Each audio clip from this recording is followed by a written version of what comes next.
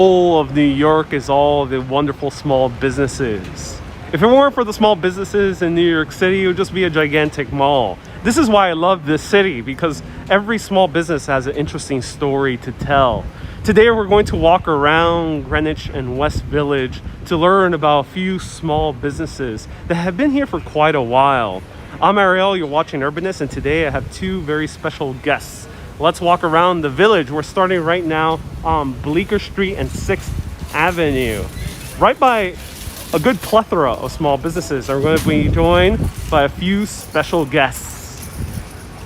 So here is James. Hey guys. And Karla. And we'll speak to you in a moment. And the real star. And the real star. Triton. Oh, there he is. There we go. Hey, how's it going? Oh, no. So, no jumping. So Karla, guys. Let me know a little bit about your channel. You've been running your channel for quite a while. Yeah, it's James and Karla, Yes. and it's Karla with a K, so you just spell it out. Oh my God, look, you're fogging up just like me. Right, it happens. It's such an issue with glasses. So it's James Karla. So, thank you. And we did a collaboration many years ago, right? Oh Almost my God, 3 years ago. yes. It was so long ago. I mean, I think it was like before you started YouTubing. Yeah. And we walked around our own neighborhood of the East Village with you and showed you many of the, historic businesses. And they were all food businesses. That was a special food tour. We're gonna visit a lot of food businesses today too, Right. but we're also gonna mix in some other retail ones because honestly, there's so many businesses that need help now. They've been struggling to survive with the coronavirus pandemic. Of course, yeah. And our first stop, Village Revival Records. Hey! This is the owner, How's it Jamal. going? Jamal, nice to meet you. My pleasure. And Thank you. This is, what is it called, the name of the store? Village Revival Records. Oh, I love it. Okay. And Wonderful. we're right Yeah. here on Bleecker Street near the Yeah. corner of 6th Avenue. And Jamal has been here at this location for 20 years, right? But he's been in the record business even before then. He had another store that we were just talking to him about because he couldn't believe that we remembered it, but we do. We remember everything. I'm like an elephant. I don't never forget. And it was just down the street, further down on Bleecker, and it was called Triton. Oh, so you used to work in there as well? Well, Yes. that's where I got my experience from, I guess. Oh, yeah, I remember that store as well. Yeah, it was right by one of our favorite Italian bread bakeries, which was Zito's, that had the most amazing lard bread. We'll point it out as we walk along where it was and where let me show was. the storefront because you guys are already experts at showing storefronts as well. And let's go inside, shall we? So Jamal, show us around. Now Jamal, when he started in the 90s, I mean, that was pre, DVDs and CDs. So obviously his entire selection was really mostly, vinyl at that point. But then over the years, it's changed back and forth for a while. He was telling us earlier that he sold his vinyl collection, and of course he regretted it later, but now vinyl is back. Isn't that right, Jamal? Oh, yeah. Oh, so you sold... Stay now. When did you sell your vinyl collection? 2000. Actually, I did not sell them. I gave them away basically. I donated them, but I gave them to a good place. Yeah. I gave them to archives. They give services to NYU, Columbia University, and some others. They're worth a lot of money now. I don't really feel sorry for it, but yeah. My family did the same thing. They used to have a large vinyl collection, and they thought to themselves in the early 2000s, "Oh, CDs is already taking over. That's Who cares?" true. Yeah. Oh, I mean, wow. I from vinyl CDs now is vice versa CDs to vinyl. Now I'm collecting vinyls again, and me and everybody else, I guess. You have a huge collection over here. And how do you choose your vinyls or come across them? How many vinyl records do you think you have in this shop? I mean, I probably have a problem. I do buy, when you know a lot of music, you don't say no. Yeah, of course. Definitely. Sometimes I overdo it, I guess, but I guess it's an addiction, I call it. Yeah. When you go look at the collection, I buy a lot of producers' collections. A lot of music people worked in the music industry, and these people, they really have a great selection of music. I mean, they put them in storage. They order a lot of stuff through the years. And mint condition. Mint condition. I mean, when I hear of someone like a producer, why shouldn't I buy his collection? I know he's gonna have the finest ever. Right. I probably blindly, I buy it. And actually, I did that a couple of times. Oh, interesting. Yeah. So you get it from individuals selling for records? vintage stuff, Yeah. originals, yeah, that's the best source to. And some to of them are out of access. print, right? Oh yeah. Yeah. I mean, if you come across like Sticky Fingers of Rolling Stones first pressing, the one with the zipper and the Warhol cover, Yeah. Oh, wow. I can't say no to that. Can you show us? Do you have one? I sold them all. Oh, you sold it recently. I have it in my house. Yeah, of course. I have 5 actually. I have 2 sealed. I have Oh my gosh. Wow. Oh, wow. Can you show us one of the more rare records you have out for sale? Oh yeah. I have some a private room in the back actually. Oh, interesting. That's yeah. Feel free if you would like to. We can peek in the private Let's do room. it. Absolutely. Oh, wow. Everyone, let us know in the comments. We're live right now. Let us know if you want to take a peek into the private room. Probably only for the top vendors, top buyers.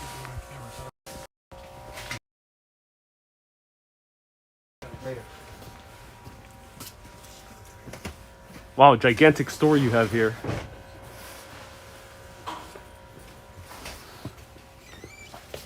Oh wow, Yeah, you even I have mean, hope you would have some space here. I'll do my best. You can come in. Okay, perfect. Okay. Okay, I'll try my best to fit. This is James and Hudson will stay outside. Okay. I that's think the we'll- place. we'll I try to guess I maintain keep social like some distancing. Yeah. special stuff. Or like example, this is Rottingham U2. It's a first Beautiful. pressing. Look at this. By whom? U2. That's a U2, oh, Oh, U2. can I Rottingham. see that you too, Al? Example. This is like a good Oh. Santana. Well, he's one of the greatest people I ever probably met. Carlos Santana. This is Yeah, an he's album. one of my customers actually. He is. Oh wow. He is such Absolutely a love him. wonderful guy. Here I go. It's a Rolling What Stones. what record is that one? I've never seen the cover before. If you like Psych, Santana, Yeah. you would love this more experimental Yeah, yeah. album. You would love this album. Oh, interesting. Absolutely, that's my addiction right here. Oh, wow. It's You're gonna see so many Rolling Stones in here. Yeah. Here you go. That's another Carlos. Here I go. That's my favorite album. Was that Radiohead that you just pull out for a second there? No, that's Carlos. That's the Carlos Santana. Oh, Carlos also. Santana as well. Okay, okay. Yeah, this is Exile on Stones. This is also a first pressing. First You know, pressing. there is a wow. new pressing, but this is a first pressing. So first pressings are more expensive because they're almost like the first edition of books. In most cases, yes, Yeah, they okay. are. Definitely. And do you That's, have any reject pressings as well? Yeah. Hmm. Yeah. Ew. This is like, it's a Bob First Marley and the Wailers. Island records.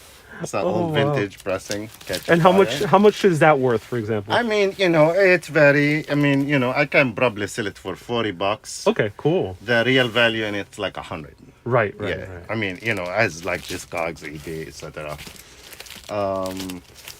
Wow, you have so Look at many. this. So the Yardbirds, So, there were Yardbirds. locals to Greenwich Village, right? Wow. Definitely. were they? Yeah. Yeah, It they says were. it with Jeff Beck. Oh, Jeff Beck. And it Eric Clapton.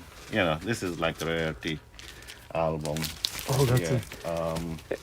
It's another Rolling Stones. Wow, you Another have so Rolling many. Stones. Well, there is a stereo, there is a mono. There is here you go. Look at this. Who would have this? Small Faces.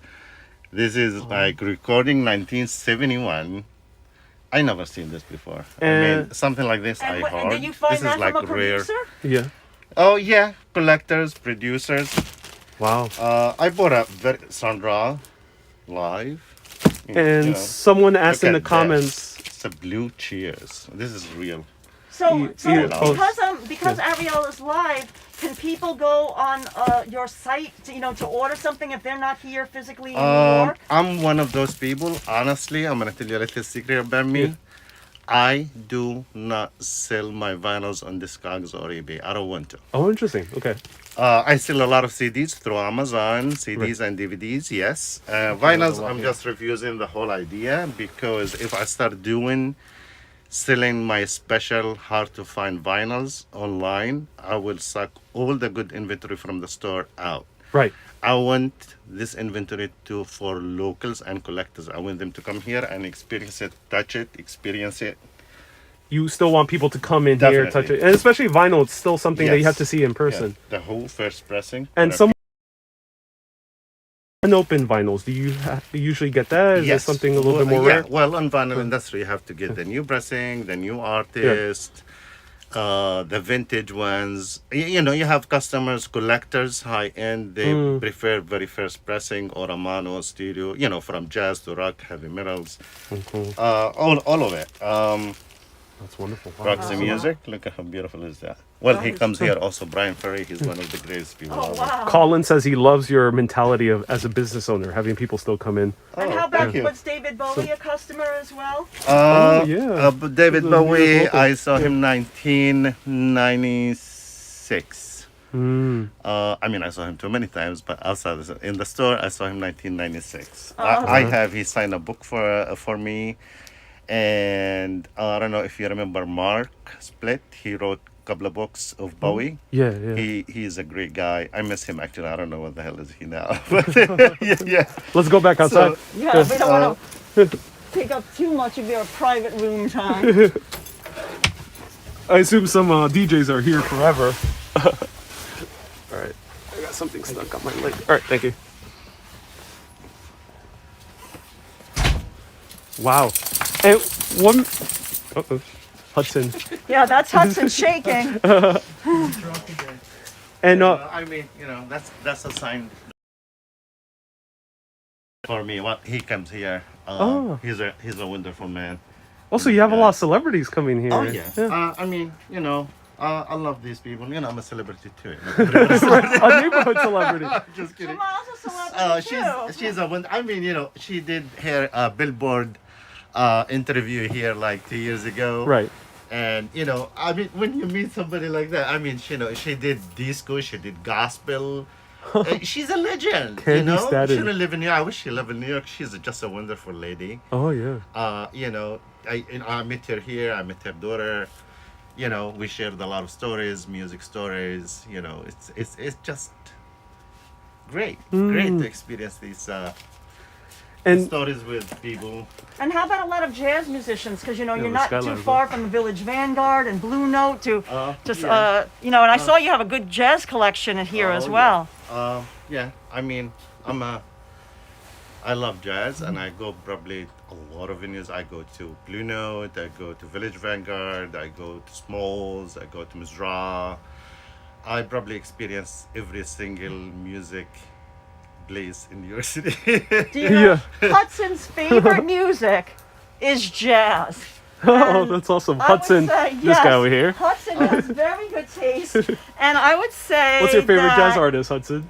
I would say Coltrane Oh, is one yeah. of Hudson's He looks like a favorites. Coltrane fan. Yes. he Yeah, well, loves I just Coltrane. offered him this Coltrane. He said, yes, his collection. Here you go. He's already getting happy for it.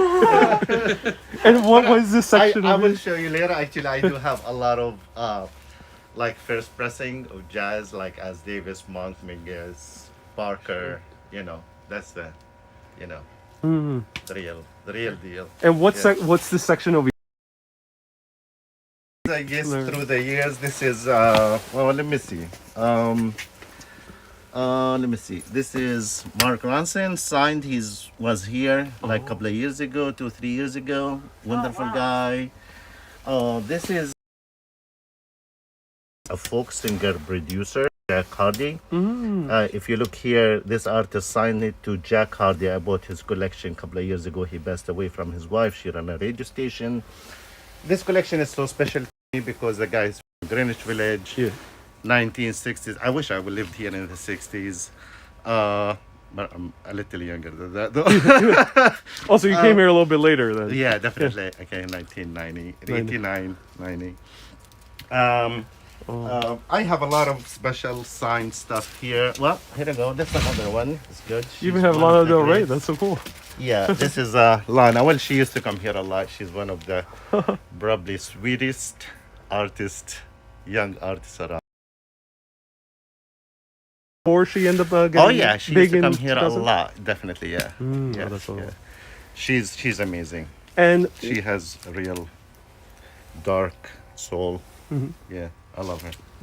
yeah, recently bought her book Yeah. on poetry She's as very well. smart. I wish she still lived in New York, but now she's in LA, I guess. So, what's your thinking also behind having CDs and DVDs beyond vinyl? Well, you cannot have. I have so much stuff. You cannot just wipe a format. Is so sad. I still like keep the CD digital. It's too fast to yank everything out. Right. I don't like that. Actually, is the thing now and everything. But still people grow up in the 90s. They spend a lot of money for their collection in the 90s. I do not think transfer to vinyl is too expensive probably for them. Of music, they spend through and both through the 90s. And also print as well, so you probably have CDs that people can't find on Spotify or... Definitely now, Yeah. because I'm noticing that because I sell stuff online on Amazon, and early rock stuff they just wiped out, disappeared. They don't produce them anymore. For the last 15 years or so, when the music industry got this change, they do not produce them as massively like before. They used to print millions probably, and now probably they print 5,000, 3,000. Oh, wow. It's the. I mean, it has to change because if you think about it in digital as physical CDs, the Billboard one probably to 1,000. Some artists they used to break the 15, 30 million, 20 million, 10 million. Yeah. Yeah, and now number one Oh. Billboard is 200,000. I mean, it's just. Oh, that's so little. I'm a huge fan of Japanese city pop, which is pretty niche. Yeah, but yeah, that's and the thing. there are a lot of CDs are out of print, so Definitely, you yeah. have to like really dig into these stores to find Yeah. like some of those albums. I still function CDs, even though sometimes it's not a fair deal for us because still CDs $14.98, $16.98, $18.98 list price. We buy it for $12.86 from distribution. You go to Amazon, you find them for $9.99, which is like it's not balancing. You know what I mean? Right. Yeah, but I still do it. And what drives you to continue running the store? My customers and people, they appreciate what's here. They're really supportive. I have good friends around me. They always give me this energy to keep going, even though sometimes if I do make money, I'm happy. If I'm breaking even, I'm happy. Right. And this year especially actually gave me so much energy. Oh, interesting. People are nice. Yeah. This means a lot to me. Oh. I'm gonna tell you a little story. Through the pandemic, I have a friend of mine. She is a Bob Dylan. She's a nurse. I mean, I used to check on her every week. I call her up, I send her an email, text. She's responsible for a full staff of nursing at a hospital. We lived a couple of weeks, like a month, 2 months, really panicking, kind of. Shortage of masks, shortage of this, shortage. I'm one of the people, I could not sit home. Anything I can do, I can help. I used to go out. I mean, everybody's supposed to do this, actually. Right. I used to go out. I mean, I shop for my neighbors. If somebody needs to go, can go outside. I used to do it. I'm healthy, thanks God. There's still a neighborhood community here. I mean, here, this neighborhood where I live, I don't care. Even strangers sometimes, I don't want them to know me. Whatever. I just need to do something. Yeah. You know what I mean? Sometimes I overdo it. I spend my own money, but it's okay. Karma, it comes back to you. It's good things always come back. So this year has shown you the niceness Yes. of people, the Yes. kindness that people are capable and of. I encourage everyone. It's people were good to me. I have to pay back. Right. Always, you have to do that. If we all do this, trust me, we're gonna be fine. That's why I love what you guys are doing as well. You're giving small businesses a shout out. I don't even finish that story about that lady. Oh, I'm yeah, sorry, I please got tell us. distracted. Yeah, please tell us, yeah. So this lady, she heard I was closing in 2017. So she sent me, I know her husband. we've been friends for so many years. Actually, she should win the Nobel Prize like Bob Dylan because she follows Bob Dylan everywhere he goes to his shows. Middle of the night, she texts me her bank account and how much money she has, and she offered it to me. She said, "I don't need the money. Take it. I don't need it." And this thing, I thought about it the second day. It gives me so much energy, and I wake up in the morning. I said, "I'm not dead yet." Yeah. And that's one of the reasons actually made me reestablish this place. Oh, wonderful. Yes, and absolutely, I don't take people's money. You know what I mean? But that thing, I looked at it. It's like, wow. You know, people think of me. I'm that special. People are so special to me. I'm gonna be here, and I insisted, and I will be here. I hope so. Well, that's cool. Yeah. That's It's- awesome it's- to have a business that Yeah, you feel like and, it's you know, gonna be people there. also like Nico, Yeah. you know, they try to help. They put the word out, social media. That's helped a lot. And actually, the new generation. I mean, I see like kids like they wanna come, even if they broke. They wanna buy something. Wanna support. Right, This right. is like, you know, it's so special to me. It's so crazy. It's you know, and it's great. Wouldn't you say that a large percent of your customers, you know, in the last say 5 to 7 years, are younger? I mean, you know, I've always felt like it was people, James and myself's age, that you know still collect vinyl because I grew up with vinyl. I mean, No, that's all there actually, was. for but- the last 10 years, it's I mean, look, how strange to a 13, 14 years old come and ask for John Coltrane or Miles Davis or Billie Holiday or Ella Fitzgerald. Come on, isn't that like something? It's so crazy. So I looked at it. I said, "Wow, seriously, wasn't existed in the 90s." Well, I know Yeah. growing up, I mean, I couldn't even afford an album. Like, I had to buy 45s because Yeah. that's what, I mean, I grew up, we were poor. Like, you know, Yeah. for me to buy a 40, I did things around in the Bronx, you know, like to make money. Like, that was a big deal. Like, I didn't get an allowance. I had to work for it. So for me, getting a 45 was like, oh, wow, I'm going to save up, you know, like it was like the highlight of my week, like to save up for one, you know, it was That's true. it was That's special true. to me. Yeah. I mean, I wish I had kept like all the 45s and all the albums, because if I bought an album, then it was extra special, you know, like it had to be like, oh my God, like go to the store and get a whole album. That was like a really big deal. You remember when you used to wait for like Tuesday morning for a new release to come out? You know, it's these days and then every unbelievable. weekend I used to listen on the board and see like, okay, when am I going to save up? You know, it was like something to look forward to, I guess you could say. right. You know, so We used to like you know, it's like when a new album drop in the early 90s, it's like a holiday. You know, it's like it was. And nowadays, it's on Spotify. exactly. You might miss it. Now you Yeah. can order pre-order it. It's like 2 months before it comes out. You know, everything changed. Where can people find more information about the store? Well, he has an Instagram. Okay. We have an Instagram. Wonderful. I mean, I'm really new to Instagram. I wasn't doing this stuff like through like the last couple of years, but I'm new to Instagram. Thanks God we have good. The handle? It's Village Revival Records NYC. That's Instagram and also Facebook Village Revival. Records NYC. Yes. Thank you so much for taking us through the store. Thank you, Thank Jamal. you. It's a great having you guys, and Oh. thanks for your help. I'll be back to find some Japanese city pop. I'm trying my best.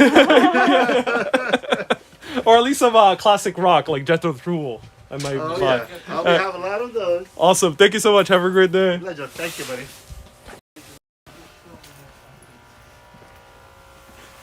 All right. Oh, Let's. there's another Rolling Stones. Look right behind you. There's That's a an lot, awesome yeah. one for camera. So we will show the storefront outside. Hopefully we'll get service back And outside. merchandise. Oh, cool. Village Revival Records. Let's go. continue going outside. So right now we're going to continue exploring with James and Karla the other wonderful places of the village. And Hudson as well. Of course. Hudson, sometimes it gets very talkative, so... Oh, yes. Hudson is the perfect apartment dog. Right. Because he is so quiet. Yeah. In fact, we had somebody that moved in next door to us, and they lived next door for 2 years, because they did a 2-year lease. And the day they were moving out, I happened to be in the hallway, waiting for the elevator, and he's like, "You have a dog?" And we're like, "Yeah, we've had a dog, the whole time you've lived next door. You didn't know?" And he's like, "No, I didn't know." Also, he's actually very quiet. He's super quiet. The only time he ever barks is like if somebody that he doesn't recognize their smell, because he knows all the neighbors. I guess he recognizes them by smell. If somebody rattles the doorknob, like a delivery person by accident, then he might bark, but usually it's from the comfort of his bed. Oh, cool. So it's all about saving energy. That's wonderful. Let me show the storefront. Oh yeah. I'm gonna do the style photo that you do. All right. Straight head on, symmetrical. I love that style photos. We're all about the linearity of it. I love that style photos before I met you guys, and when I saw when I met you and saw your book, I was like, yes, we need more of those photos. Oh, thanks. Okay, so we're gonna wait for James. James is taking some B-roll. So as James is taking some B-roll, did you grow up here in the village? No, I didn't. I grew up in Kingsbridge in the Bronx, and I've been coming. I'll always. My mother was an artist, so we were always coming into the city, as we would call it. When you grow up in the Bronx, it's actually a big deal to come into the city. Even the Bronx is considered New York City. When you live in the Bronx, it's coming into Manhattan that's considered going to the city. Same thing for people in Queens. I grew up in Queens, yeah. Exactly. But Queens, at least Queens is known by its neighborhood. When you address a letter to somebody that lives in Queens, if they live in Astoria, it says Astoria. It doesn't just say Queens, New York. But Bronx, it's just the Bronx. So we're quantified as one big area. But I was always coming into Manhattan, to go to art, to galleries and to museums. But my dad was a big jazz music fan, so I grew up listening to jazz music. Toots Thielemans. Yeah. One of his best friends was Toots Thielemans, who sadly passed away, but he's an amazing harmonica player.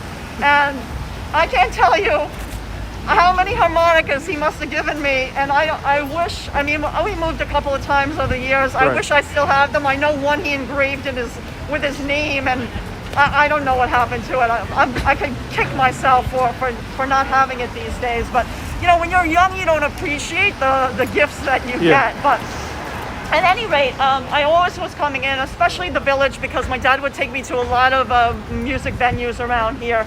So I always fell in love with it. When I was able to physically move to Manhattan, which was in 1988, I moved to the East Village because it was more affordable. Right. I couldn't afford even this. This area was too expensive in 1988. The East Village was still affordable. It was definitely affordable then. So and was this the tail end of the punk movement? It was I guess you could say I was into a lot of different music. I was into punk, but I was also into rock. I still because your style is a bit reminiscent of Vivienne Westwood. Yeah. One of my favorite stores always was Trash and Vaudeville, which is still around. At the time, it was on St. Mark's Place, but that was a big deal to save up and go there. And then, of course, now it's on East 7th Street. But that's where these pants are from, actually. They're from their own label, from Trash and Vaudeville. Oh, cool. All right, let's continue walking. Yeah, so we're going to have a great day. Thank you, Jamal. Thank you. We'll be back. Okay.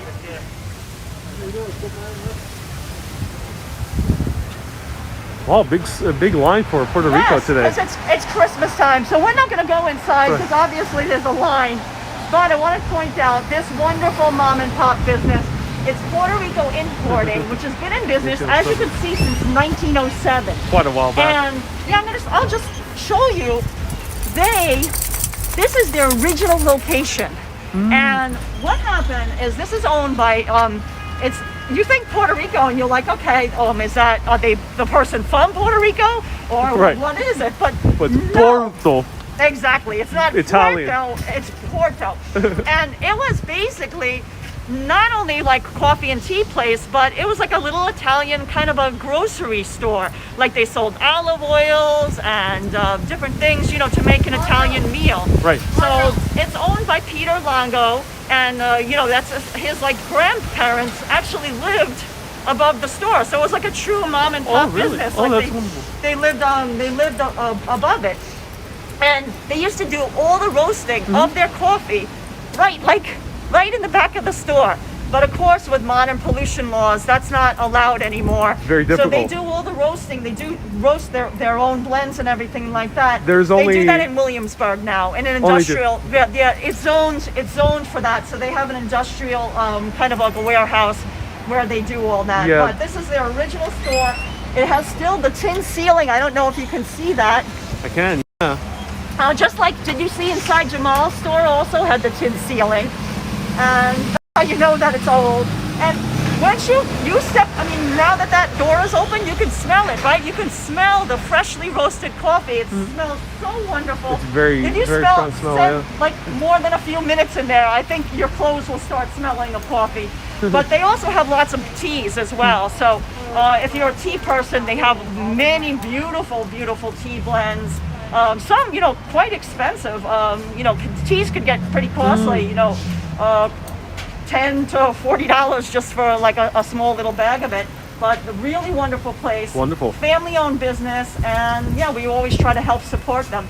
And they also, if it wasn't for coronavirus, they used to have like where they sold, you could just get like a little cup of coffee for like $1. We gotta start moving, yeah. Hi!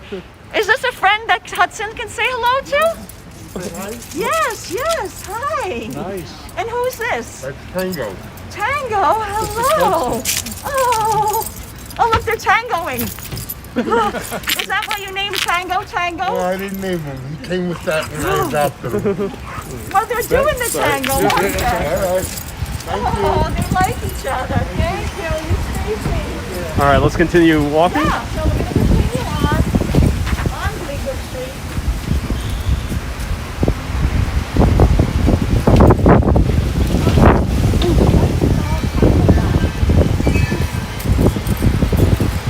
Oh, it's getting chilly out. Yeah, it is. Yeah. It's warm when you're inside, wouldn't you say? But then the wind, I think, is picking up. Right.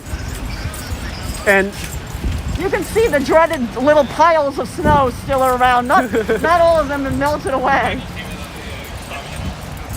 what was the scene back then in 1988 when you came over here? Oh well, it was like there was a lot of artists and musicians still would hang out. In fact, a couple of places that we're gonna go to on our tour were definitely hangouts, and it was a lot of fun. Hey, Robbie, how's it going, man? Yeah, I'll see you later. See you later. Bye. Robbie, the friendly bike messenger tour guide. 4K Wanderer, thank you so much for the super chat. If I miss any other super chats, do let me know. The puppies like each other, they do. His name is Hudson. He's always making friends. Hello, Luciano, Doyosio, Lionel, Clayson. There's a good coffee and tea shop. Yep, the one we just visited, Puerto Rico. Highly recommend it. Also, the cheapest place where you could get prepared coffee as well. Yes, $1. Yeah, double espresso is only like $1.40, $1.50. Right, like a that, cup of coffee and a hot tea is only $1 Right. as well. So our next stop, we're gonna. Are you hungry now, Ariel? Because maybe we should stop and get a bite to eat. What do you think? If it's for the video, I am hungry. Okay, so the next stop, we're gonna take a quick detour off of Bleecker Street to Carmine Street. But I want to tell you, right across the street where you see the space for rent now, that's the original location of Joe's Pizza, which is our next stop. Joe's Pizza was founded in 1975, right in the corner, right on the Oh. corner of Bleecker and Carmine, by Joe Vazzola. So he was an immigrant from Italy. In 1975, he opened his first pizzeria, and they have like the classic New York slice. So it's your thin pizza and classic. The one that you fold. Right, that's how we'll eat it. Like anybody that's a New Yorker, you don't use a fork and knife, you fold your slice. So we're gonna go get a classic slice from Joe's. And this is the story of why they're not on the corner anymore. Because in 2005, they had a huge rent increase. And in fact, their greedy landlord wanted, and this is from Joe told me this himself, Right. a $1.5 million guarantee to stay at that corner spot. That's expensive. Not Wow. only because with a rent increase, but they also wanted $1.5 million. Right. I mean, that's insane. So he said, "The hell with that," and moved down the street. And this is where he's been ever since. Oh, here it is, Joe's Pizza. Always my top recommendation for classic quintessential New York City slice. Yeah, and they actually have a couple of other locations now. They Right. have one in Williamsburg, and they have one on 14th Street near Union Square, and one I think by Times Square now too, close too. by, so, somewhere around that. I remember walking and seeing it. So Popular tourist destination. yes, After you, we're I'll gonna let you leave. We're gonna leave Hudson outside because he is not allowed outside. So actually, Let's order a slice. just wanted to clarify. A lot of people were asking about dogs. Some businesses you can bring in the dogs, Right. in like non-food businesses. Usually, food businesses you can't bring in the dogs. I mean, Hudson has certification. Oh, He is, okay, there we go. He is a certified, not only is he a therapy animal, because sometimes we donate our time and he goes into the hospitals and Oh, nice. yeah, tries. Then we're not doing that with coronavirus, but he also reads, like the kids read to him at the library. So kids that are like trying to get courage to read out loud, they feel more comfortable reading to a dog. So That's why he's so Yeah. calm. Oh, I like Yeah, that. so He has he- a calming energy. Oh, yeah, that's he a- does have that certification, but we don't overuse it. I try to be respectful of people. Yeah, go for it. So here we are. Now usually, I want to tell you guys, Yeah. usually Joe's is packed. Usually Yes. it is. Yeah, it's a very big It tourist doesn't destination. matter if it's on Monday or Tuesday, especially on the weekends, there will be a line out the door. There would be, yeah. But because of the coronavirus pandemic, unfortunately business has been affected. You see many famous customers over the years have eaten here. Yeah, we have fish and veal. Okay. So I think we have to get a classic slice. Yes, What do you think? I think a classic Okay. sauce. Yeah. We're gonna get a classic slice. Yes, please.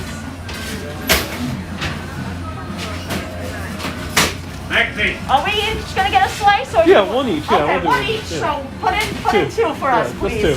Thank you. We're gonna do two. One for each of us. And let me show the menu over here. Oh, wow. And all these celebrities here, we have Bill Murray. We have Rosario Dawson, who's Ashoka in Mandalorian. I'm not going to mention him. Leonardo DiCaprio. We have Kiefer Sutherland, who is from 24 fame. We have a bunch of celebrities. That's amazing. Oh, and I'd like to point out that's the corner location. Actually, our photo of it appears in our storefront, The Disappearing Face in New York book. It's part of our gatefold. We photographed the whole entire block along Bleecker Street, all the way from Carmine, Right. all the way past Cornelia Street. So a lot of the businesses, sadly, we'll walk down it. I'll point out a lot of them are now gone, but at least Joe's, it was a success that they were able to find a spot nearby. So this Right. was just a couple of 100 feet down from their original spot. And it's also the original spot in featuring Spider-Man, Sam Raimi's Spider-Man. Exactly, Yeah. exactly. So right over there. Okay, so here it comes out.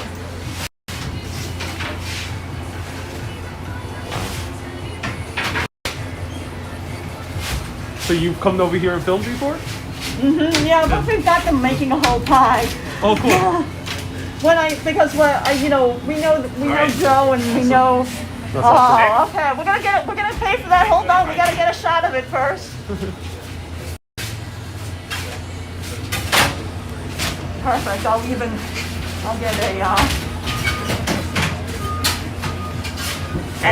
get a photo for us before Right. we eat it.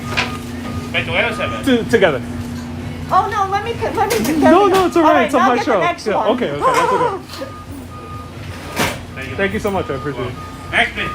Thank you. All right, you grab the slices. Okay, here I go. A bit hands. First some napkins. Uh-oh. I got Uh-oh, you got it? And some napkins. I'm gonna give James the camera, and then he Cool. can get us. Hey, Shaggy.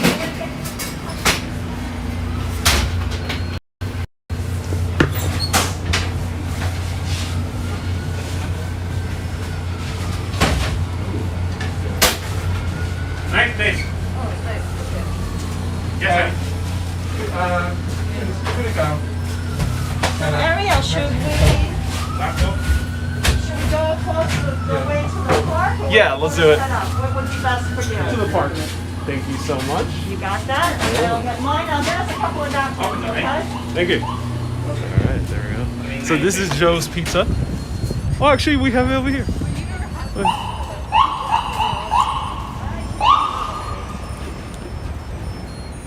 I gotta keep it away from Hudson, otherwise he's gonna want it. Does James and Karla have a YouTube channel? They do. And it's amazing because it's just like their book. So just as I wanted to mention in the beginning, Karla and James have written a book and photographed a book called Storefronts. That's Right. the subtitle. Storefront, The Disappearing Face in New York is the first book, and then we have a follow-up, Storefront 2, A History Preserved. But this Joe's original location when it was on the corner is in our first book, because that's the older one that came out in gosh, I don't even remember anymore. 2012? No. Oh no, 2000. Oh my God, I'm getting a senior moment, or if you want to call it that. 2008 is the pub date. Oh, cool, Yeah, cool. so. The link is in the description below if you guys want to check out thanks, the book. Ariel. Highly recommend it. So, okay, Try mask it out. off because we Yeah. have to eat. Ooh, so excited for this. Oh, step out of the shadow. Oh, yeah, he wants to get us a photograph of Oh, us. yeah. Maybe the thumbnail. Is it in the background, Jimmy? No, Should we face this way? live. So. Just go over that way a little bit. We're gonna get a thumbnail, guys, because we're gonna do a separate video. James is prepared with a gigantic camera.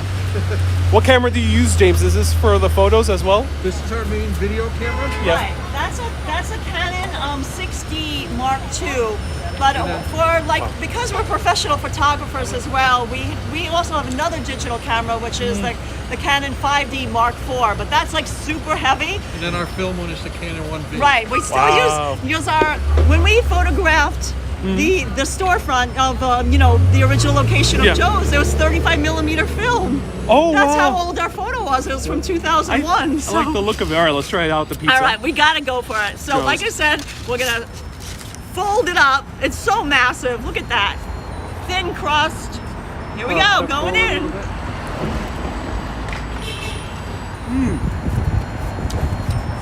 That was a cheese pull.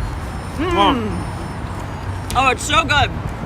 Absolutely love these slices because for me, I grew up watching Teenage Mutant Ninja Turtles, which was a famous show in the 1990s and movies. And they always show the pizza with super cheesy, with the pepperoni and everything. And a lot of other TV shows and famous movies show that type of pizza, like Spider-Man. This is where you find that type of pizza. Because you can find other types of more expensive, more kind of typical Italian style pizzas, but no, this is typical New York. Yeah. Definitely. Just cheese, sauce, and dough, right? Right. Keep it simple. And it's not just merely sauce; it's sauce, like us people in New York City sometimes say. All right, and I love how kind of creamy it is, and the cheese is just like uniformly blanketing over the pizza. Yeah. All right, a few more bites. And I'm gonna save a piece for Hudson because Hudson is a big pizza connoisseur. I would say Hudson's favorite food is pizza. He looks very eager. He's ready. Oh yeah, he loves Show's pizza. We'll show Hudson eating a pizza soon. I also love how the sauce is pretty sweet as well. And they definitely, I think if I recall correctly, they do put a little bit of sugar in their sauce mix. So that's why it has that sweet, it's like a tanginess, but a little bit of sugar as well. I think so. I can tell. And for pizza, like what's the difference between what was your first experience with New York City pizza? Definitely growing up just like this. Yeah, like for this, sure. okay. Definitely. In the Bronx, right? There was a lot of like old school Italian places making it from the steel ovens. There was. I mean, and I remember along the Grand Concourse, there was a lot of Italian pizzerias, but most of them, right? Remember Diana. It was right by the movie theater because we used to go see big movies at the Lowe's, which is the Lowe's Paradise, really old movie theater. One of the 6 Paradise theaters in New York City. Exactly. Along with the Kings. Yeah, and in fact, my father, when he graduated from high school, that's where they had his high school graduation, was at the Lowe's Paradise. Yeah. Oh, that's amazing. Grand Concourse. So you can watch my live video of the tour of the Grand Concourse. Oh, you did a tour there? I did, oh, yeah. Cool. And talked about the theater. And apparently a lot of people said there was a famous ice cream parlor in the front, across the street. A lot of locals used to go. I'll have to ask my dad about that because that might be like even older than my time. I think that was around 50s, 60s. Oh yeah. I'll definitely ask my dad about it. He'll remember. Karla should give Ariel a tour of the Bronx. Ooh, maybe soon. Yeah. That sounds like a great idea. So let's feed Hudson and continue with our walk. Perfect. Yeah. Yes, let's give Hudson a little. Go for it. Do you want any, Jimmy? Okay. Give him a little crust. Here, just come over here. He'll catch it, Ariel, if you want to get it on can't. camera. Yeah. It's already pointing. All right, ready? Here we go. Hudson, you're gonna catch, okay? Pizza, catch. All right. Oh, he's very good. Wow. Should we do it again? Yeah, let's do it one more time. Okay. Can you hold this one so I can get back? Okay. Just watch his camera. Yeah, I don't want him knocking it over. Wait, we gotta go back over here so he's on camera. There we go. Is he in frame, Ariel? Are we ready? Yeah. Okay, sit. He's giving the please paw. Okay, sit. Ready? Catch. That's amazing. He loves his pizza. Oh yeah. It's so wonderful. I love it. Yeah. Where does he get his name Hudson from? Well, Hudson it's very River. obvious for Well, but I have people from watching all around the world. So. He's an American Staffordshire Terrier, and his color is called the blue, even though it's like a grayish, it has some brown undertones. With his breed, it's called the blue. So when we got him, we rescued him, and he had no name at all. I mean, they found him, he was wandering the streets, and they had just assigned a number to him. How old was he? He was 4 months old. He was a tiny little puppy. He was like, I think around 32 pounds. And so he wasn't that tiny, but to us, he was tiny. And we said, oh, what should we name him? And we're like, oh, he's called the Blue. Let's do something like water themed. And even though we live in the East Village closest to the East River, we're just like, oh, we don't want to call him East. That doesn't work. He's not the color of the Hudson. So he's not a son of the Kanye West, for example. Yeah, exactly. That's what we were thinking. We're like, no, we don't want to be Hudson a Kardashian. So instead, we said, you know what? He's kind of the color of the Hudson River, because if you guys have known, the Hudson River is not like bright blue. It's more like a dirty gray. And so that was it. It used to be bright blue when Henry Hudson came over, but not anymore. Not anymore. So one more for the road for Hudson. It's amazing. AWS says it's amazing that even a dog loves pizza. Yep, he's a true New Yorker. Well, he's got to earn, he's got to earn his keep. Right. He's our go-go assistant. I'm going to give him a lot of pizza. Probably too much, Sorry, everyone, I can't get to all your comments and questions. Usually when I have guests, I like focusing on the guests and the people we chat with. But I do appreciate them, and I might get to a few of them. So feel free to keep on asking. Thank you, Nino, for Merry Christmas. I appreciate the super chat. We're going to explore more places. I hope you enjoy it. Yeah, I'll just chuck him in there. Okay. What cheese is used on most New York City pizza? Mozzarella. Mozzarella, They right. definitely it's not a blend of cheeses here at Joe's for Right. for their classic slice. It's definitely straight mozzarella because I've watched them make it. Which way are we going? We're This gonna way. go back on Bleecker Street, so I'm putting my mask back on. Perfect. We're done eating. I know you've been. Margaritas is way better than Joe's. I love the energy of this, and thanks for rescuing Hudson, says Gwen. Aw, this is the third dog we've rescued. You know, there's so many that need homes. And honestly, when we got him, it was basically for free because they gave him his shots, like rabies and distemper or whatever it is, and heartworm. So I think we paid a small donation, but it was like essentially it was free because they gave us all these valuable things that you would have to pay for at the veterinarian, and we saved his life. I felt like we got such a beautiful dog that we were lucky when we brought him to the vet to get checked out for the first time. He says, "Oh no, he's the lucky one because he was saved." But I feel like I'm the lucky one because he's such a wonderful dog. How old is Hudson now? Asked Joe. Hudson's 8.5 years old. Wow, he looks so young. That's because of all the walking we do. Now, I can smell it from here already.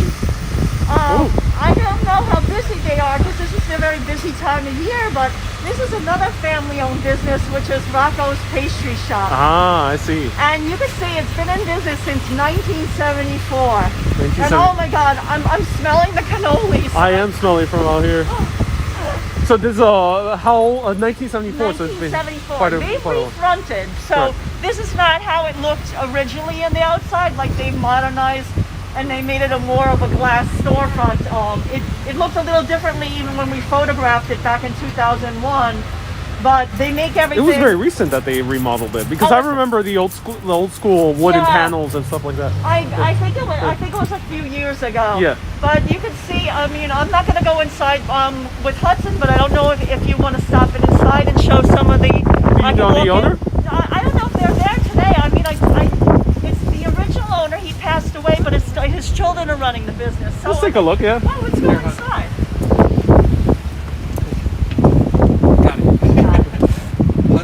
Hudson's staying outside for this one.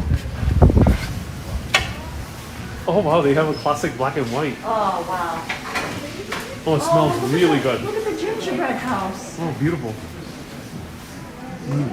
Oh, it does smell really good. Look at all these beautiful cookies. Oh wow. And It also, smells like heaven in here, right? and there's a great thing is that there's a garden in the back, which is wonderful. Oh wow.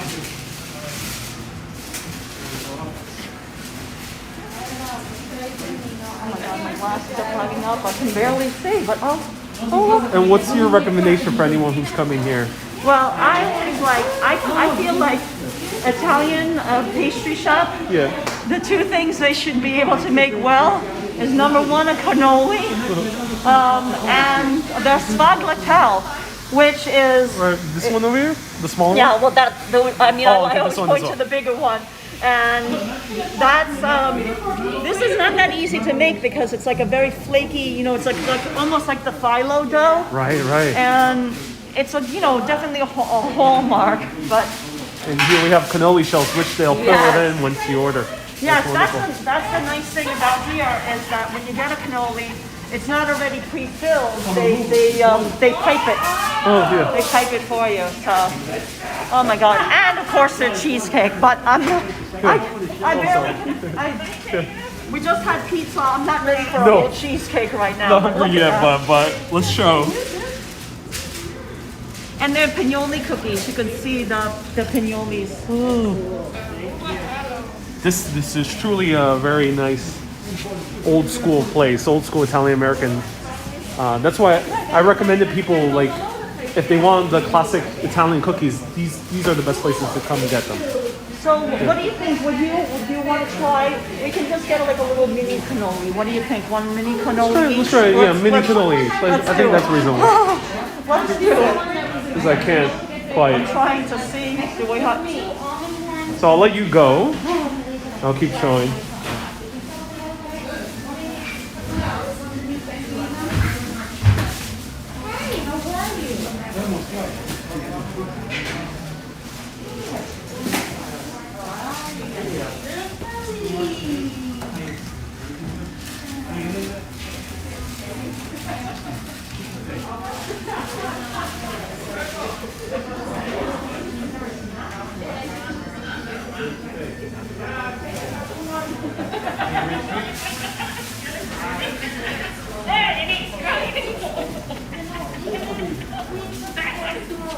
All right, I'll place the order, and then we'll go outside and eat it. Yeah, let's do that. And I smell. You know what else I smell right away is their anisette. You know the Anisette? that's this right here. It's like the anisette toast. That's usually accompanied with coffee, is it? Mm-hmm. You can dump it in a cappuccino. Okay. It's amazing. Oh, and look at this. This is so cute. Actually, as we're waiting, I think they're making a big order. Yeah, they are. What was the coffee shop scene here in the village back in the late 80s, early 90s? I mean, Was it these type of places where you go grab a cappuccino? well, still on McDougal Street, which I mean, where we passed by that. It's a little far to backtrack, but that was a classic Cafe Reggio. I don't know if you've ever been there on one of your tours. Many times. Okay. I constantly go to that place. Yeah, I mean that was. It has the oldest espresso machine Exactly. in the U.S. Exactly. Oh, hi. Two mini cannolis, and would it be okay if I needle you piping it? You know, to put the filling in? Maybe my friend doesn't. Oh, okay, that would be perfect. Thank you.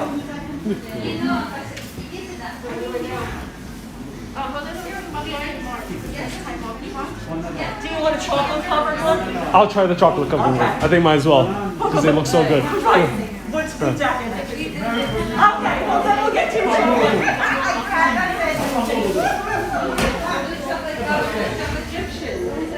Do you want chocolate chip filling or No, let's do regular filling. regular filling? If that's okay. Thank you. We'll show it on camera. Right.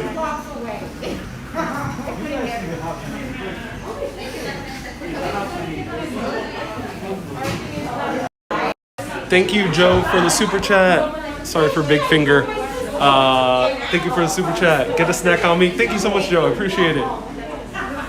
And consider after this video, there's going to be a abridged video that's going to be much shorter that you can enjoy of the same tour because James and Karla are actually filming a vlog.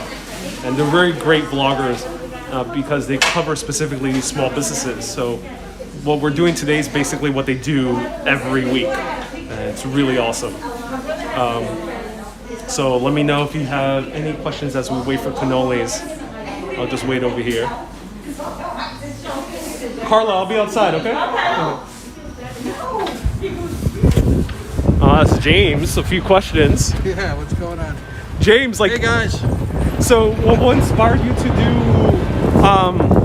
photographs of these stores? We were following graffiti at the time. Yeah. You know, really into the modern style and the movement that the graffiti tag offered. Right. And while we were out in all the boroughs shooting that stuff, we started to notice some of the old school signs, like from the 50s, and had that same kind of swirl to them and movement. Oh yeah. And we're like well, this one not so much, but Right. similar type of handwritten similar style. to that, right? Yeah. And we would start shooting the graffiti and shooting the stores, and both of them in the late 80s, early 90s started disappearing. So that just, it was purely aesthetics at first, and then later on, we actually went in, started talking to the owners, interviewing them, and that's when it really took off. Was when we started gathering the oral history.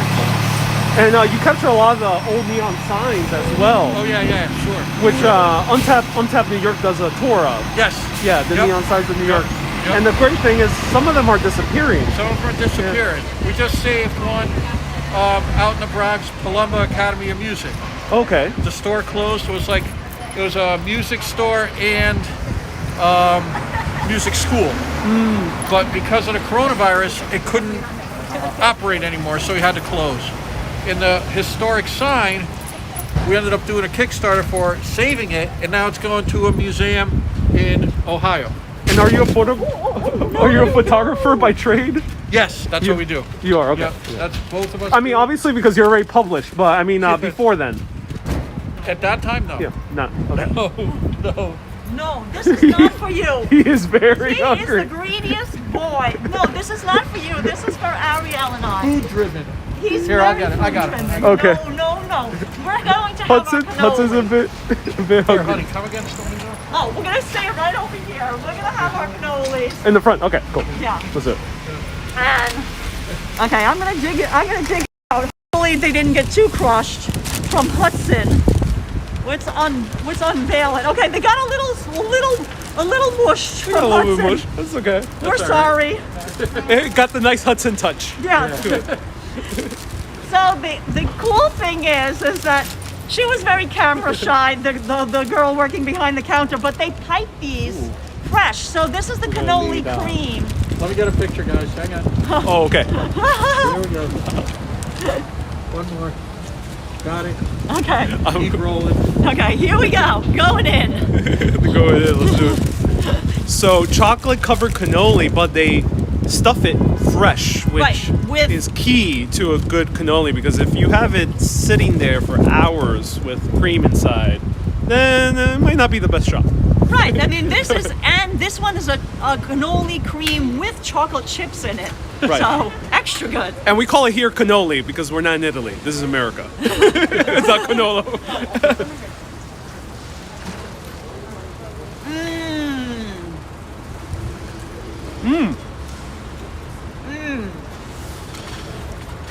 Look at that. So the cream is amazing. Very fresh. Hudson is waiting. Does he can't eat chocolate, right? Well, he can eat the cannoli cream, which Right. doesn't have any chocolate in it. But I So- want to tell you that the shell itself, the cannoli shell, you can taste is so fresh. And I mean, it looks to me like they make these by hand too.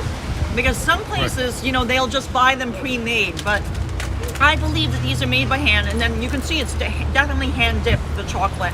It and is. then I'm gonna get an extra little filling. It has two layers to the crunch, because you have the cookie, but the chocolate shell is pretty crunchy as well. And it's great because, as you mentioned, it's very fresh cookie, as you mentioned. And I like the cream as well. The cream is very creamy. Excellent. Extra good. Sometimes the cream could be too sugary, and this has a perfect balance in my opinion. Right, like overpowering. And I like that this was like a finger-sized one. Oh. So that way, even though Hudson messed it up on us a little bit, that's the beauty of it, right? All right, I'll try to fit this all in. Let's see if I can do it. So I'm gonna. Oh wow, that chocolate has a nice kick to it. All right, Hudson. Highly recommend Rocco's. I already recommend these guys for the cookies. Okay, First time I tried the cannoli. Highly recommend them. here's some. Don't eat the napkin. And Just lick the cannoli cream. they have seating in the back. Hi, Alex. Thank you. That's our friend Alex. She actually lives above John's Yeah. of Bleecker Street. So another pizzeria that we'll visit, but we're not going to go inside because you can only buy by the pie. And we can't John's, eat right? an Yeah. entire pie right now. Maybe another slice I could kind of squeeze in, but certainly not a whole pie. So I'm going to throw this out. I got I'll it. get us So- some napkins. Oh, James Everyone, said you'll- sorry, we have a lot of wind. It's a lot of wind. We'll Yeah, try a our lot of best wind. to control it. Karla, And hold Hudson for a second. if I got we it. are out of sync, just restart your video. That might be the issue. All right. People got a lot of time in their hands. Says a lot of people out and about buying early Christmas gifts. Right, but usually, to be honest, Yeah. this street would be packed at this time of year Right. because, especially being I just need to put on my mask. Sure. Okay. especially being an Italian, it has roots as an old Italian neighborhood. And this was on the church right here is a big stronghold of the Italian community. It is. It was remade from a church near Pompeii, in the city of Pompeii. Exactly. So they have a school, the Lady of Pompeii School, but this whole part of Bleecker Street was a big Italian stronghold in the early 1900s. And we're going to visit now. Were they still around sorry to interrupt, were they still around in the 1990s, the Italian neighborhood? The vibes? I mean, it had already started changing by that point. But one the oldest business on the block still, they founded in 1900s, but we're going to visit some of the oldest businesses, which is right across the street, Murray's Cheese, and then Fieco's Italian Specialties. So Fieco's is one of the older Italian businesses on the street. And the name of the dog is Hudson, everyone. Say hello to Hudson. Hudson has his own Instagram Hudson's page. famous. But I wish I could post to it more often. We gotta teach Hudson to post to his own page. That's what it really is. Wouldn't that be fabulous? Right. So before we head over across the street, we're just gonna go right over here because I wanna just share with you something. And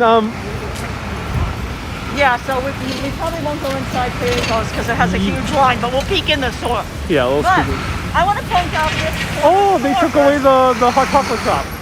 This was the original location Yeah. of Murray's Cheese. Oh, this was Murray's Cheese. Wow. This was Murray's Cheese.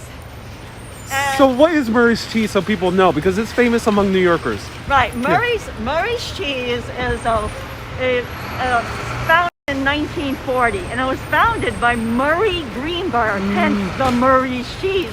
So it was actually founded by a Jewish immigrant, Oh, cool. and he started his own basically dairy shop. So they sold milk and cheese in the beginning, and its original location was actually a little even further down the street here on Cornelia Street, and then they moved to this corner location. And when we photographed it in 2001, it was right here on the corner. It was very tiny because, as you can see, It is tiny. Let me step back. this was when you peek inside the current store, which is just like a smoke and vape shop. That's it. It was just that small little. Are you trying to eat stuff? I mean, as if he didn't get enough things today. Pizza, cannoli cream. He's looking for more. Last year was a very Instagrammable hot chocolate place. Yes, Yeah. yes. Well, this corner has come and gone a couple of Right. times. Look, and now it's And right next door, I want to show you. up above. See the stained glass? Thank you, New York Traveler, and 4K Wonder asked, explain how we can help small businesses. Okay, so we'll get to that after you mention this story. Yeah, this was how Like I we was were so much mentioning to super you fat. guys, Zito's. This was where Zito's Italian bakery was. Yeah. And you can see the tile. Baker and Company. If you come back over here, now, you can see it even runs. Yeah.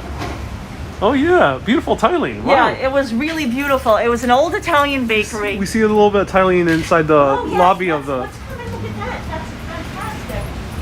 Look at the hand-laid tile. Oh, Hudson will point it out. Hudson sniffs the tile. Yes. And this Zito's was a beloved Italian bakery, and we really, really, really loved their lard bread. Right. So what we've come to do is when you're on a budget, you try to stretch things out. Lard bread is very filling. Yeah, lard bread, for people that aren't familiar, it has flecks of prosciutto in it. Yeah. So it's almost like it acts as its own preservative. So it keeps for a while. So Yeah, you're right. it doesn't go stale right away. So you can buy a loaf, you can have some for lunch, you can have some for dinner, you can have some the next day and the next day. And it fills you up because it has that prosciutto in it too. So we really loved it. Unfortunately, they closed in 2005 because there was a couple of reasons. One, the rent went up. And number two, in the early 2000s, there was this whole craze where people weren't eating a lot of bread. Oh, They said carbohydrates are bad for you. Oh, they stopped eating bread. People stop. Yeah. Exactly. Right. It was like kind of Only like, until recent, this past year, with sourdough bread becoming a huge exactly. thing. Now bread is back. Yeah. Bread is like comfort food. You know, you'll go to it during the coronavirus. And people have pandemic. seen that some breads are healthy, actually. Exactly. But in the early 2000s, there was like this fad of like bread is bad and don't fill up on bread, and you know. So unfortunately, they closed. But they had a coal-fired oven in the basement, and if you came here like early in the morning, you could just smell, you know, the freshly baked bread. It was amazing. And then there's a photographer, a Depression era photographer, Berenice Abbott, who's one of our, you know, favorite photographers that we had always admired. She took a very famous photo of Zito's back in the day. So yeah, we really miss it. And when I was telling you about Triton, you know how Jamal, the owner of the Village Revival Records, that he worked at Triton. Triton was just like right next door. Right over here. Oh, right there. Yeah, right over there. So And is this why the restaurant now is called Baker and Company? Is it an homage to what used to be a baker? I guess, but I mean, honestly, I'm a little worried about them. Like, I see that if they're not open today, I don't know if they're permanently closed. Okay. Because, Well, that's one quirk I've seen with New York City, where restaurant names or nightclub names get their name from what used to be before. exactly. So I definitely think that was an homage to Zito's. But before then, it had been a pizzeria for a while. But yeah, as you can see, Bleecker Street, just like Jamal was saying, you see retail police. There's a bunch of, unfortunately, the rents have gotten very, very, very high on this little strip. Yeah, because they also closed down, which is such a shame as well. Yeah, I mean, so a lot of places have been closing down. I know you're because you're live streaming. One of your readers said, "Oh, what can you do to help small businesses?" And honestly, I think the best thing to do is to support them. I mean, no matter what their rent situation is, whether they have a landlord that raises their rent high, the only way to get them to stay is to support them. So like, you know, even if you can't physically come to New York and support them, you know, if they have a shop online, or, you know, you can buy merchandise or even a gift certificate or something like that. So then when you come to visit New York in the future, then you can shop it. Because we hope that legislation is passed and things like that, and you know, to help keep rents at, you know, more reasonable rates. But I mean, all that stuff takes a long time. You know, like laws and legislation sound good on paper, but that's not going to help today. That's not going to help tomorrow or even next week. Right. What you can do today is definitely shop there. So we try our best to always shop locally and shop small, and help support them. And I mean, I feel like to us, they're a really important part of the community. Just like Jamal was saying at his place, I mean, it's just like a community gathering spot. And I mean, he was even going in even when he was closed, just to be in the store and be with his records. I mean, to me, it's beautiful. That's how I feel when I go to. I know a few Italian cafes where they're becoming friends of mine, and I feel like every time I pop in, I'm like saying hello to a friend. Like if I'm in a nice little neighborhood or a nice little town. And how about in your own neighborhood? I'm currently out in the suburbs, so it's not the same vibe at all. Oh, yeah, that's the nice thing about New York is like to us, each like area of New York, each neighborhood is defined in part by like the little retail stores and the restaurants and things like that. So, and it's also not, these businesses are not of a lack of trying. They're doing really innovative things. Many of them are actually really good at business.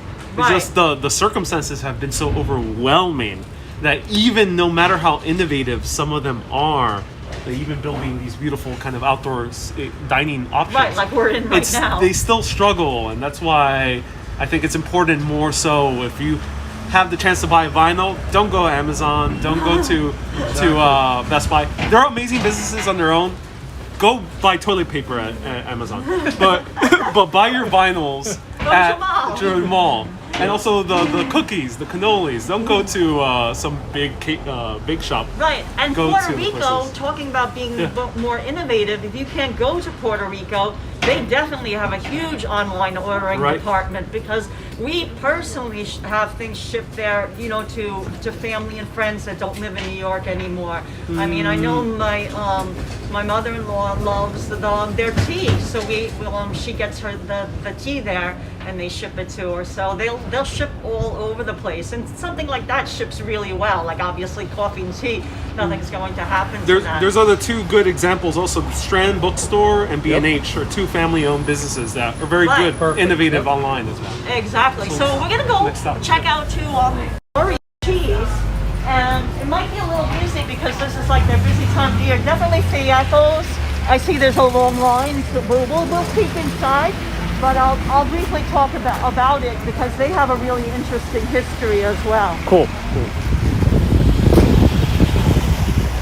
Hello, Clayson from Northampton, New England, stock. Oh, when you see Welcome from books Sweden. that closed, that was a small independent bookstore. yeah. Sadly, that might happen. The Socialist bookstore is still open, right? Yes, Down yes, there, yeah, very famous. That's on Cornelia. The imperialist. Right. The anti-imperialist. Exactly. We'll show it from the outside because it's a little bit too full. Yes, Yeah. yes, it is. It is crowded today. So this is a great cheese shop because you can find literally any type of cheese here. Exactly. And when it was founded in 1940, they only sold basically mostly Italian cheeses because they were catering to the Italian neighborhood. But they have cheeses from around the world. Right. In fact, they've expanded so much that we've actually taken a cheese cave tour. They built caves in the bottom. Right They underneath used our to feet? have- Whoa. They used to have this was a window that you could see that some of their caves are right Oh. below the store. So they built the cheese caves to age their own cheese. They do their own cheese aging. So they might get a cheese from around the world that is partially aged wherever, whether it's Finland or something like that. Yeah. And then they'll do the rest of the aging at their own facility. But That's impressive. this shop has expanded so much that they actually have a big cheese cave warehouse, kind of say, in Long Island City. And James and I have taken a tour of it and photographed it as well. It's amazing. They have all the different cheese caves. So they have an alpine cave that simulates how they would age cheese in the Alpine Mountains. Right. They have their bloomy rind cave for the the soft cheeses like the brie and things like that. And it's amazing. You get to taste them too. And they do, when it so wasn't coronavirus, they do classes here at the store, teaching you about pairing wines with cheeses and all these innovative things. And also they have a class how to make mozzarella cheese. Oh, cool. Which actually next door at Fiacos, they make their own homemade mozzarella. Let's show it. Yeah, so let's go show over there now at Fiacos. And Fiacos has a super interesting history. Why? Of course, it's Sorry to interrupt, but why is it popular, so popular now again? Because Because for a it's while I a- used to be able to go get a sandwich very a few easily. days before Christmas, so people. Okay. It's also like a butcher shop. Yeah. So people are getting their Christmas hams and their salamis because Fiacos was founded in 1900. Right. Wow. By Eduardo Fiacco. So he immigrated here from Italy, and I happened to interview the fourth generation owners of their brothers. And when I interviewed them, I said, was your family in the sausage making business back in Italy? Because that's what they're known for, is their fresh pork sausage. So that's another reason people are probably online, is to get the sausage, for Christmas. Oh, is that music going to be And a they problem? also have great, let's continue walking. They also have great sandwiches at Heroes as well. Yes, we'll talk about that. We're just moving away because we were getting interrupted by the music. I think we're safe here now. Oh yeah, we'll go inside this little Hold this for a enclosure. second. Yep, you got it. Or well, as you were saying? Yeah, so Fiacos, when we interviewed Louis Fiacco, I said to him, you guys make such a great Italian pork sausage. Was your family always making pork sausage back in Italy? He said no. What happened was, when his great-grandfather immigrated from Italy, he lived in the Lower East Side because that's where everybody moved to in the early, late 1800s. Yeah. is there. Greenwich Village was like a country hamlet. You know, there wasn't really anybody around here except for wealthy people with estates. You know, the bulk of the population lived, you know, further downtown. So he moved to the Lower East Side and he went to a pork sausage place just to get a taste of home. You know, just buy a sausage. And when he got home, he found a splinter in it. You know, like a piece of bone was in the sausage. Oh no! And he went crazy. Must be very unpleasant. He marched right back to the pork shop. And he started yelling at them in Italian, like, you don't know what you're doing, you don't know how to make a sausage, how dare you, you know, give me a sausage with a splinter in it. And he was so upset that he said to the guy, you know what I'm gonna do? I'm gonna open my own store because you don't know how to make sausage, and I'm gonna put you out of business. And that's exactly what he did. So he just taught himself, you know, like I guess in his family, everybody like knew how to make a sausage back in Italy, but that wasn't what their family business was. But he was so mad about getting that splinter in his sausage that on Elizabeth Street, he opened up his own butcher shop, made his own pork sausage, and he ended up putting that guy out of business. So that's the story of how Pecos happened. So we thought that was like the most amazing story because we're like, it was kind of like done out of spite. Yeah. You know? Like you started a whole family empire because of spite, because you were mad at somebody else. So I was like, oh my God, I can imagine that conversation of him like, you know, screaming at that guy in Italian, you don't know what you're doing, like, you get out of here, I'm gonna put you out of business. So, yeah, ever since then they make their own pork sausage every day at the store, fresh pork sausage. They also sell aged sausage. They don't do that here at this store. They have another store in Bensonhurst, Brooklyn. Oh, okay. And that's where they do the aging of the sausage because that acquire, you know, different equipment. Like it's not, they couldn't do the aging process here. Is that store that customers can visit? Yes, okay. yes, but it's even bigger than this one. Oh, it's a really big store, and they own the whole property. And are they associated with the trattoria right next door? No, that's a different pasta place. That's totally separate. That's just their store, and they own the entire building. Okay. And that is the reason why they're still located here. Louis Fiacco told us, he's like, if his great-grandfather hadn't been so smart as to buy the store. So they originally founded it on Elizabeth Street, but in the 1930s they moved here. He bought the building because they didn't own the building on Elizabeth Street, and they had raised the rent there even back in the early 1900s. Your rent would get raised. He saved up enough money and he bought the whole building. He said, we wouldn't be in the village today if I hadn't bought that building because the rents are so high here. That's why you see empty storefront over there. That's a bit weird. Why?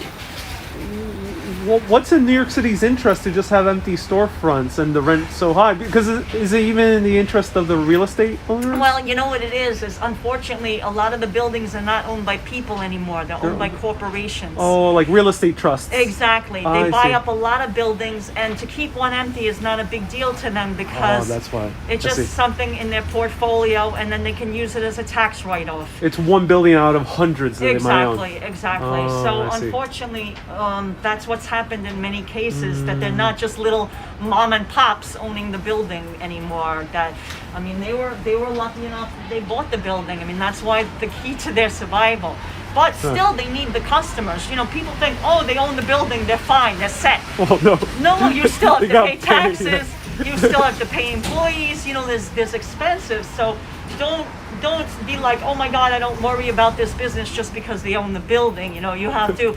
There's always, you know, stuff that comes with owning a building. My hair, I think, got so messy. I feel like, oh my God. Or you might have a situation like the Strand where they might be landmarked, which is also another kind of tough situation to be in. Right. Yeah. I mean, the Strand. Nancy Bass Wyden, who now owns a Strand because her father Fred Bass, who passed away.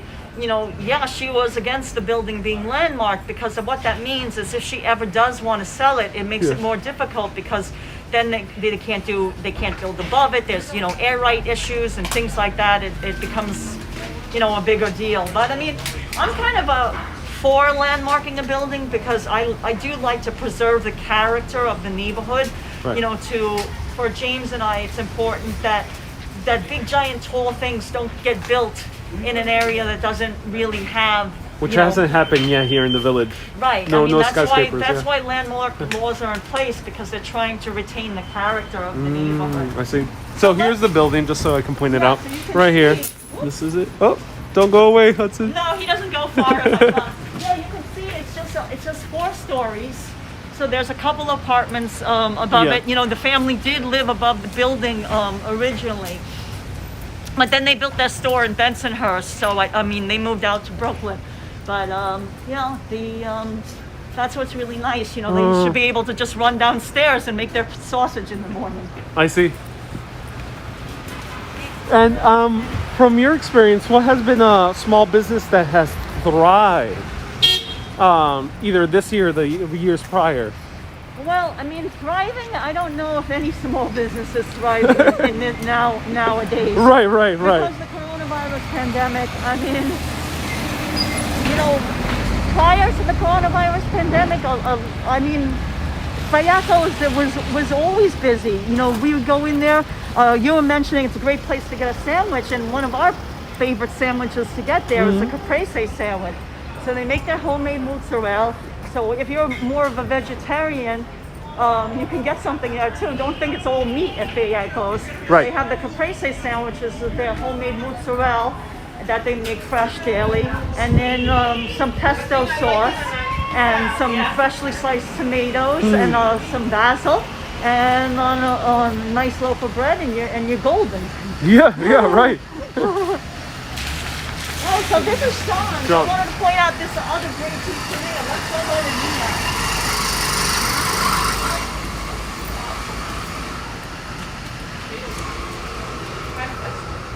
So also a lot of celebrities here. We have Nicolas Cage, Oh. Anderson Cooper. Lots of famous. Oh, So this is a wonderful Billy Crystal. family-owned pizzeria. It's not the original family anymore, but the nice thing about John's is that it was founded in the 1930s, Yeah. and they're known for their coal-fired oven pizza. So unlike Joe's, which is a gas-fired oven, a little bit more modern, they're still using the old-school way Right. of a coal-fired oven, and they only sell pies. So you can't get a slice here at John's of Bleecker no Street. slices. And they usually have a sign that says no slices. Yeah. Exactly. But it's a beautiful place. You go inside, there's like wooden booths. And like if you look in the booths, like a lot of people have carved their names. So like you were looking at the famous customers, some of the famous customers have carved their names cool. like in the wood of the booths. And it's fun, like you can watch it. We've watched them make our pizza, because you can they do it right in front of the Yeah. coal-fired oven. So it's really You can nice. see a I mean, peak over there. of course, there's no indoor dining right now, so we can't go inside. Otherwise, we would show you. But I don't know That's if you all. can see by peeking in that you can see some booths that are carved. Yeah. You can see, yeah. I've shown it before on live video. Oh, cool. I mean, they set up this outdoor dining area, but it's tough. It's going to be tough for the winter because even if we do have heating, it's cold. It's cold, guys. New Yorkers are resilient. People still eat outdoors like myself. Yes. I mean, we had our slice of pizza outside, so. I recommend another tour is Scott's Pizza Tours. Oh, Do you know yes, Scott? Yes, in fact, Really Scott, great pizza tour we guide. went over to his apartment, and he has the world's largest collection of pizza boxes. He does indeed. So he does all the tour of these pizza places, including Joe's, including John's, and shows you in depth. So that's another tour I might do in the future. I think what he's doing now, I think he's doing pizza making classes online now. Because he can't do the physical tours, I think that's what he's been doing. A few people are asking what breed is Hudson. Oh, Hudson is an American Staffordshire Terrier. I'm gonna have a little drink of water. Yeah, go for it. American Staffordshire Terrier. Okay. Cynthia says a lot of people are saying they love your tour guiding. You're so well informed. Oh, thank you so much. No, I'm good. And let me show you more around. So we are transitioning to the West Village. Right. And Okay. across the street, we're not gonna go inside. but Another very packed place right before Christmas. It was Adam Minnelli and Sons, and now that's one of the oldest butcher shops here in the neighborhood, and it's an Italian butcher shop. And the building itself is very old, And you see- 1874. Wow. And the secret to why they're still here is they do own the building. Very small. Yeah. Are they also tenants? Are people living in apartments here? They live in Staten Island now. The family Okay. moved to Staten Island, but they used to live above the store years ago. And it's brothers. It's all brothers that work in, that's like their grandparents had founded it. And they told us when they first started working in the butcher shop Yeah. that their father would only let them sweep the sawdust. They weren't allowed to like cut any meat or even go anywhere near the butcher block or a knife. Oh wow. And once they knew how to sweep the floor well, he finally graduated them. Okay, now you can, cut this, like maybe in a less expensive piece of meat. And little by little, they learn from the bottom up. Do they have their own store in Staten Island as well? Another one? Not that I know of. No, I Autumn think and they Ellie. just live in Staten Island. I think a lot of people did that because you could buy a piece of property, like you could have a yard. Yeah. And I think they did that for their kids, so their kids could, run around. I mean, and then they can just come into the city. So Of I course. think that maybe they felt like, I know a lot of Italians moved to Staten Island. I think it's, they have their own little farm even. I know one of the pizza owners that we know personally, pizzeria owner who lives in Brooklyn, his parents also bought a piece of property in Staten Island, and he grows his own basil. Oh, interesting. To put on his pizza there. So they Yeah. have like a little tiny farm, and I'm like, a farm? He's like, yeah. He's like, oh, it's more like a backyard farm, but to us, that's our little piece of home. So Oh, wonderful. yeah, it's really And- nice. okay, so one question before we continue walking is, a lot of people are always confused. What's the delineation of the villages? So we were in Greenwich Village. Where Right. do you say is the line between Greenwich and West? Well, I mean, West Village is part of Greenwich Village. Like, Okay. it's not like it's two separate entities. It's just for people, like, they like to think of like, okay, I'm more, when I think of it, and like, Yeah. I mean, I don't really even know what the real, like, whether there's truly a delineation in, like, I guess you say the Encyclopedia of New York or Well, something because like there is that. no official one. because Right. the I city mean, doesn't have I an guess it's official more of a real estate thing, Yeah. where real people that are trying to sell real estate will say you're in the West Village, because Right. that denotes like, a certain cachet, I suppose, versus Greenwich Village. But I would say west of 6th Avenue. This is 6th Avenue. Oh, Yeah. interesting. Okay, I usually say West is 7th, but that's interesting. Yeah, Huh. but I mean, it's personal preference, Right, like what right. you would call it. I mean, I'd say technically, if you think of the dividing lines of even east and west in all in New York, I Yeah. only say 6th Avenue because technically it's 5th Avenue. Oh yeah. Like Almost right in the middle. Right, like if you're on East 42nd Street, it will change Yeah. to West 42nd Street Right. at 5th Avenue. So the dividing line would be like right by the library. Oh, But I mean, I just think of it as the village. This one? Yeah. We can point out. Let's go visit Philip. We're gonna go visit another owner and say hi to him. Okay, perfect. And Awesome. it's the smallest piece of real estate. We're Oh. talking about real estate, so I want to show you the smallest piece of real estate in all of New York City. So that's This is all exciting. 5 boroughs. And it's 125 square feet. That's it. Oh wow. That's about the size of many apartments. Well, yeah, a micro apartment. I know that you collaborated with Here Be Bar. Right, yeah, I have. And John now he moved away from the village, but he had a pretty small apartment. He did, yeah. But he made the most of it, which That's was impressive. right. But it wasn't only 125 square feet. I think his was probably 3 times the size of that, but still. And Love Plug says she loves your glasses. Where did you get them from? Oh, my glasses? I Yeah. got them from a mom and pop store. Ooh, which one? Sadly, they just closed on 14th Street, which was Karla. this is wait guys. Yeah.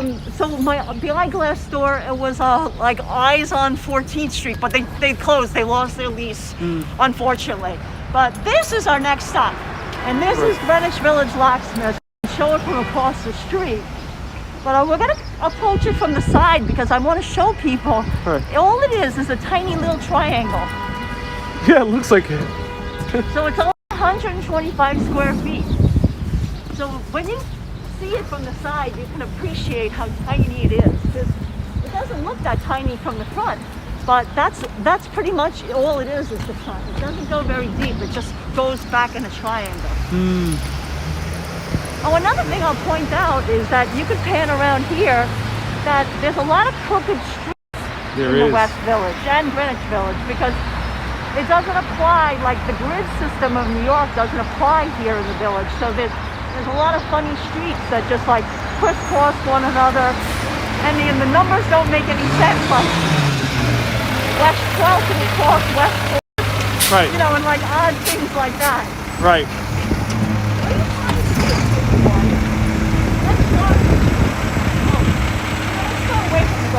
Right, let's do it. I think it's not good. Let's walk. He's stopping right in the middle of the street.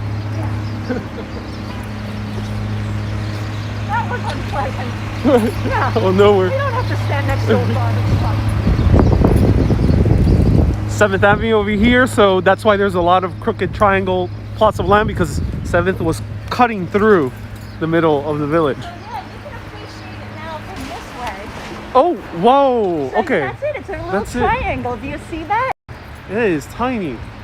So the whole thing of why you have these strange little triangular properties is that New York created them when they were building the subway. See, we're standing right against the 7th, we're standing on top of the 7th Avenue subway line right now, the IRT. Yeah, And I mean, that's what I call it. You know, back in the day, it was the RRT. like, right, it was the IRT. Wait, even in the 1990s, people called it RRT? No, but back in the Well, well, back in the 70s, 70s, you still okay. called it. I mean, that's my era. Okay. You still called it the IRT and the BMT and all that stuff. And 7th Avenue was built also around the same time. 7th Avenue was the- constructed, I guess, would be in. I mean, the oldest IRT station I think is in the 1930s. So I would say probably around that time. Yeah, Robert Well, Moses. Oh yeah, there you can hear it. So the subway is passing right underneath us now. So are we going inside the store? No, well, there's no inside. Oh, there's no inside, okay. You'll see. Okay. Let's see if Philip is here. Oh, hi. Oh, no, I guess Philip's Hey, how's it going? I'm Ariel. Hi. Yeah, we know Philip, and we're just doing a YouTube live, and we're just showing the smallest piece of property in New York City. Looks very roomy. Yes. So Can I show a little bit around? Yeah, this is it. Wow. That's as deep as it goes. So it's How long just you been working here? My whole life. Your whole life. Oh, that's You're Philip's son, Yeah, right? I am. Yes. Junior. How are So you? this is the Motorella Junior. Oh. Philip Mortellaro Jr. Oh, that's so cool. That's awesome. you make the most of it. That's wonderful. Yeah, well, that's And what we do. did you guys do this door? My father made Yes. that. I would And look at the sides of the building. Yeah, look at the sides of the Entire building. facade. That too, yeah.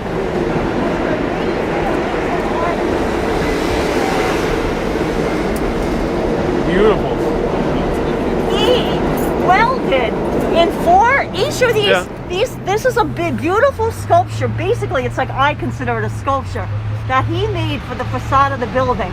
And what he took is all these collection of keys that he's collected over the years, and he soldered them each in 4 places, so you can't grab them, you can't take them off. They're all soldered on. And he used to have a chair that you could sit outside that he also made. Is that inside there now, the chair? Oh, he's on the phone, but we'll ask him in a second. That's the safe as well. Oh, yes. Philip, the owner, and that's Philip's son, is a professional safe cracker. So I'll talk about that, but I want to show you how beautiful this is. So each is soldered in 4 places. So it's like thousands and thousands of keys. And what he did is he constructed it in panels. And then he attached the panels to the facade of the building. Very ingenious. Wow. Isn't that the coolest?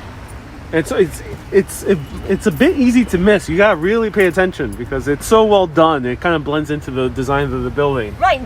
When you were across the street, you didn't even realize that the facade was made of keys. Right? I realized before because I always walk through this area, but I remember if you were just here, a passerby, maybe across the street, you I wouldn't walked know. here like two or 3 years ago. I remember being stunned out of nowhere. It's like, whoa, all these keys. And look at all these locks. Oftentimes, Philip are given. They're given to him by customers that travel all around the world, and they collect all these locks and they give it to him as gifts. Beautiful. Some historic locks as well. Wow. Yeah, I love it. Wow. So the story of these two safes, these are big cast iron safes. I mean, you know, they're out here Yeah. permanently. Like no one's stealing them. Right. You know, No.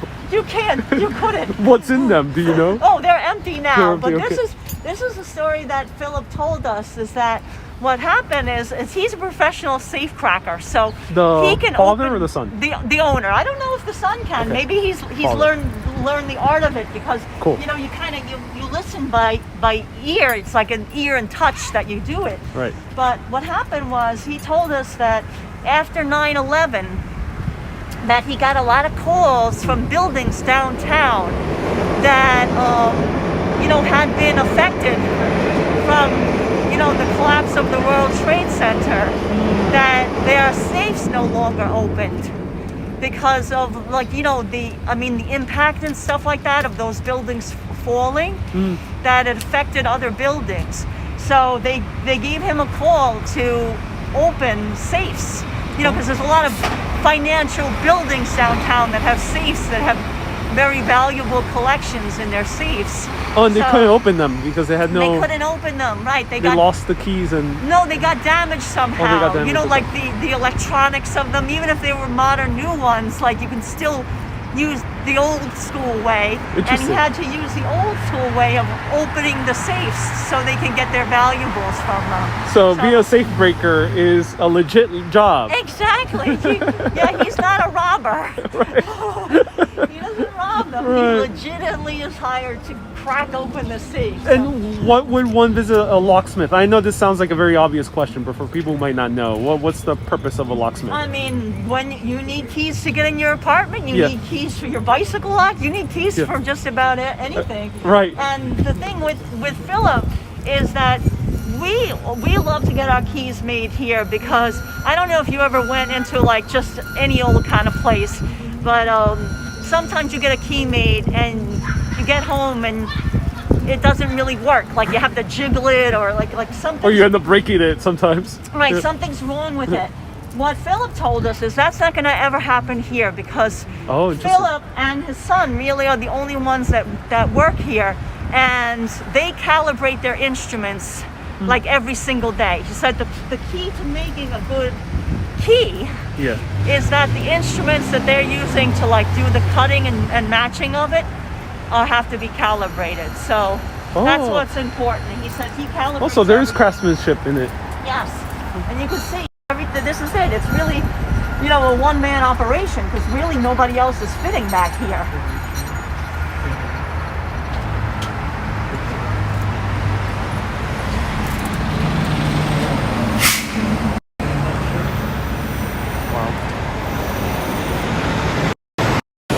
So yeah, great small business to visit. Rather than going to Home Depot, come over here if you're based in New York. And bathroom? I don't know. That's a good question.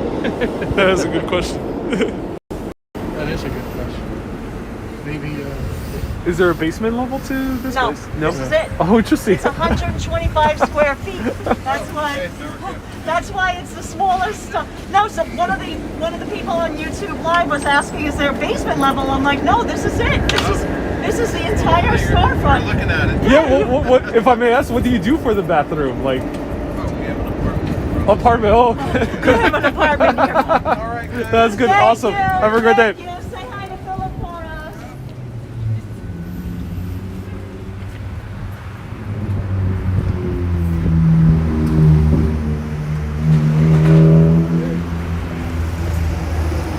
Aw, look at this big guy. Hi. Can you say hi?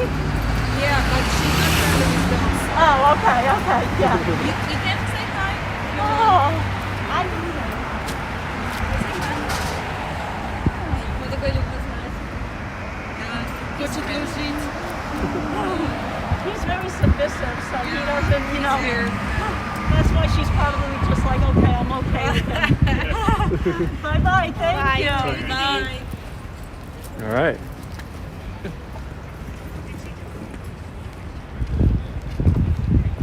So we've shown you many different businesses, and I mean, I think this was really great. I mean, I'm so happy that we got to share with you many of these small businesses, especially some of the ones that have been struggling, you know. Is there one more by any chance? You want to visit one more? Yeah, one Do we more, have yeah. time for one more? Yeah, let's do Sure. one more to round up. We're gonna visit. Please. Let us know. Do you guys want to see one more? Let us know in the This is one comments. of our favorite streets. I want to point it out too. Yep, that's what we'll visit.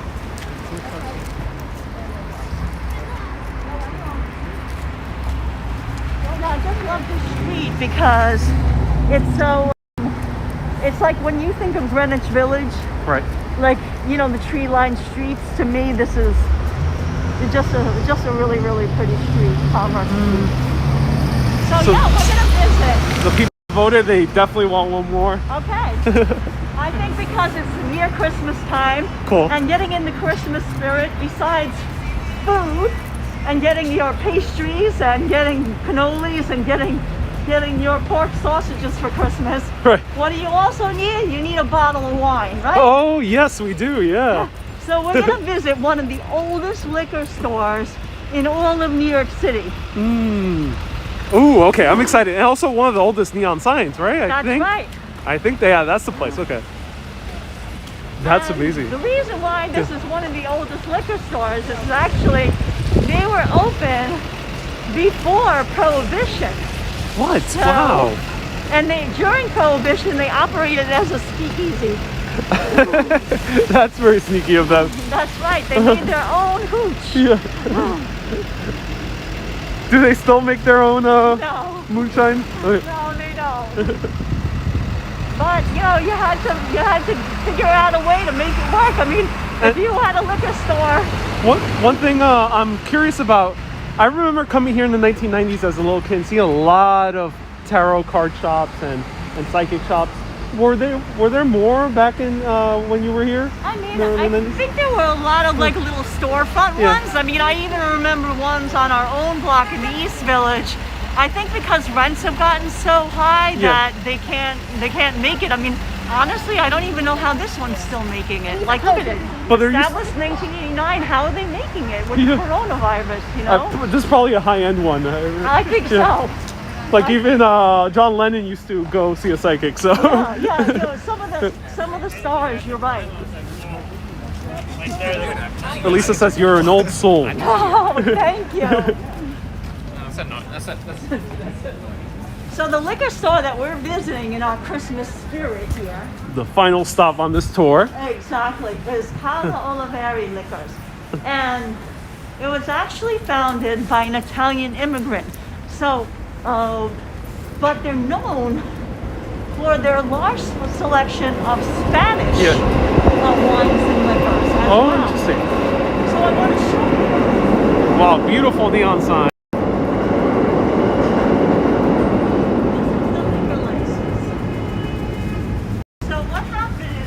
Wait, say that again, Karla. The train.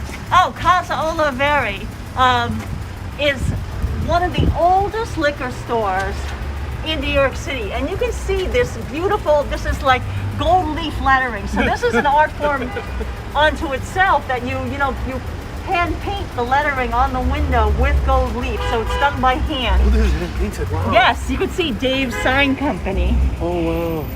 We love the script lettering. You know, we're big fans of script writing. Yeah, James, you were telling me that this was one of the inspirations for the photo book. Genesis, Yeah. yeah. Yes, because we were always looking at like the hand-painted signs in the windows and neon signs. Like it was always, we were very attracted to that. So we love Casa Olaveri, not only for its hand-painted sign, but we went inside and he told us, oh, we're one of the oldest liquor stores. Look at our license number. And I'm like, L429. So all of New York State, because when you're licensed in New York, it's not just New York City. Yeah. It's New York State. I think the #1 liquor license was given to Macy's, actually. Wow. Macy's had a liquor store that, because they were big, powerful, and wealthy, even in the 1930s when Prohibition ended, They got the first liquor license in New York State to sell liquor legally again. So Fascinating. there was liquor stores before Prohibition, but they had to, then they were totally relicensed and like given a number system. All happened after Prohibition. So they were number 429. Like in Probably all out New of York. a few thousand nowadays. Right, Yeah. Right, Wow. so that's like just like kind of like a big deal. Like it doesn't sound like a low number, but for us, it is a low number, and like one of the ones that's still in existence today. And Their liquor sign, the this neon sign, yeah. right, the overhanging one is older than the one that's on the facade of the building. So this one is the oldest one. Yes. Okay. And you can see And this is during the birth of the neon exactly here in New York City. Exactly. And you can see that sign is called what's grandfathered in. Oh, It wouldn't be interesting. allowed in this day and age because it hangs out more than 18 inches from the side of the building. Oh, yeah, you're right. It Yeah, might be a they- little bit of a safety hazard, but I assume they Right. take care of it. They don't allow a sign to hang out past 18 inches now from the facade of the building. You know that, but because this existed before that, you know, regulation went in effect, they're allowed to keep it. So it's called grandfathered in. Plus, they have the beautiful liquor, Casa Olaveri liquors, and we love the script. Oliviera, yes. Oliviera, Yeah, I yeah. always say it wrong.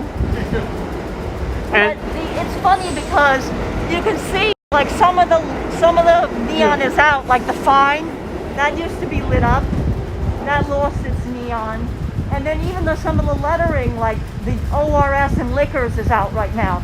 People don't realize that in New York it's very hard to maintain these beautiful neon signs because every time it snows or rains, it shorts out like one of the transformers that yeah. you know operate with the neon, and it's very expensive to maintain. So it's a real labor of love. That's why you don't see that many anymore. Because even if it's an older business, sometimes they get rid of their neon sign because it's such a big upkeep.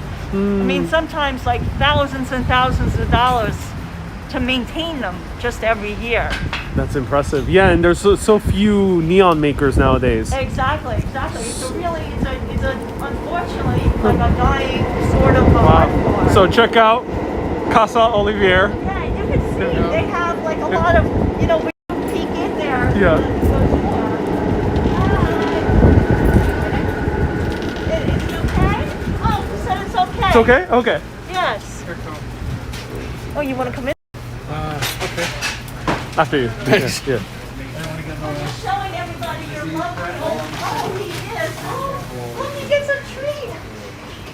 Oh my God. Oh, Now, this is the best liquor store on earth because thank they Oh, that's awesome. they also think of treats for the doggies. That's very considerate.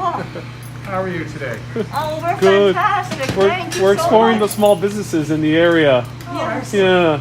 Yeah, And so and the it's history telling behind us, them. You know that you have one of the oldest liquor licenses. Yes, we were the 429. 429 after Prohibition. The store's been here since like the 1930s. Wow. We still have a neon sign because we're grandfathered. I was explaining all that. The West Village is a historic area, and you can't have neon anymore. But if you have it, you can keep it. And every year we get a illuminated sign permit that comes from New York City that allows us to keep the neon sign. And we're happy to be here. And I That's see, amazing. I love the old trim around because Yeah, this is old the crown original. molding, yeah. I have a customer No, here. let me pass. Oh, right go behind. right ahead. Yes, sorry.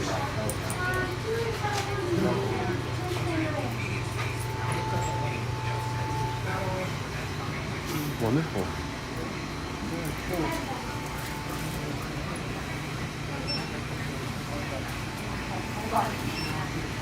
No, I'm good. Yeah, so they have a really large selection, and you know they have some things that are less expensive, and then they have more collector's items as Right. well. So something for everyone. And I know for sure that they always sometimes, like before coronavirus, they would do little tastings here. So that was really nice. Oh, like, they would? Oh, they that's so did, cool. they did, and they would try to help. They always answer your questions. Like if you could say, "Oh, what would be good?" With this kind of, I'm gonna serve this for dinner tonight, Yeah. like what wine would go best with the food that that I'm serving. that's They're good. always they're very, very knowledgeable, so they'll answer your questions. I mean, for people that aren't really, connoisseurs of like what to get or Right. No. They need some guidance. Yeah. Exactly, So always feel exactly. free to ask questions in these places. Yeah. Wow. Is it since the name is Portuguese? Is it Portuguese origin? Right, that's what it was, and that's what I'm saying when it was. Thank you so much again. Thank you. Yeah. Oh yeah. Is it okay Repeat if I that? Sorry. Yeah, Sorry. when he's Wait. finished with the customer, Oh, okay. Good. I'll get a picture of him at the counter. Okay. Then we'll put it up on our Instagram okay. to help. Oh, so look, I can point this out. This is their old stamps. So like that's how much a liquor license was. Here, Jim, can you hold this for a second? You could see $27.50. That's how much it cost to get, your. See, it was A Rosano. That is impressive. Yeah. Yeah. So back. That's how you got your license. Maybe you can show that, James. Sure, I got it. Because you're taller. Yeah, take Cut- buds. I got your bag. Oh, okay. See right up there, the rich retail. Oh yeah. Very cool.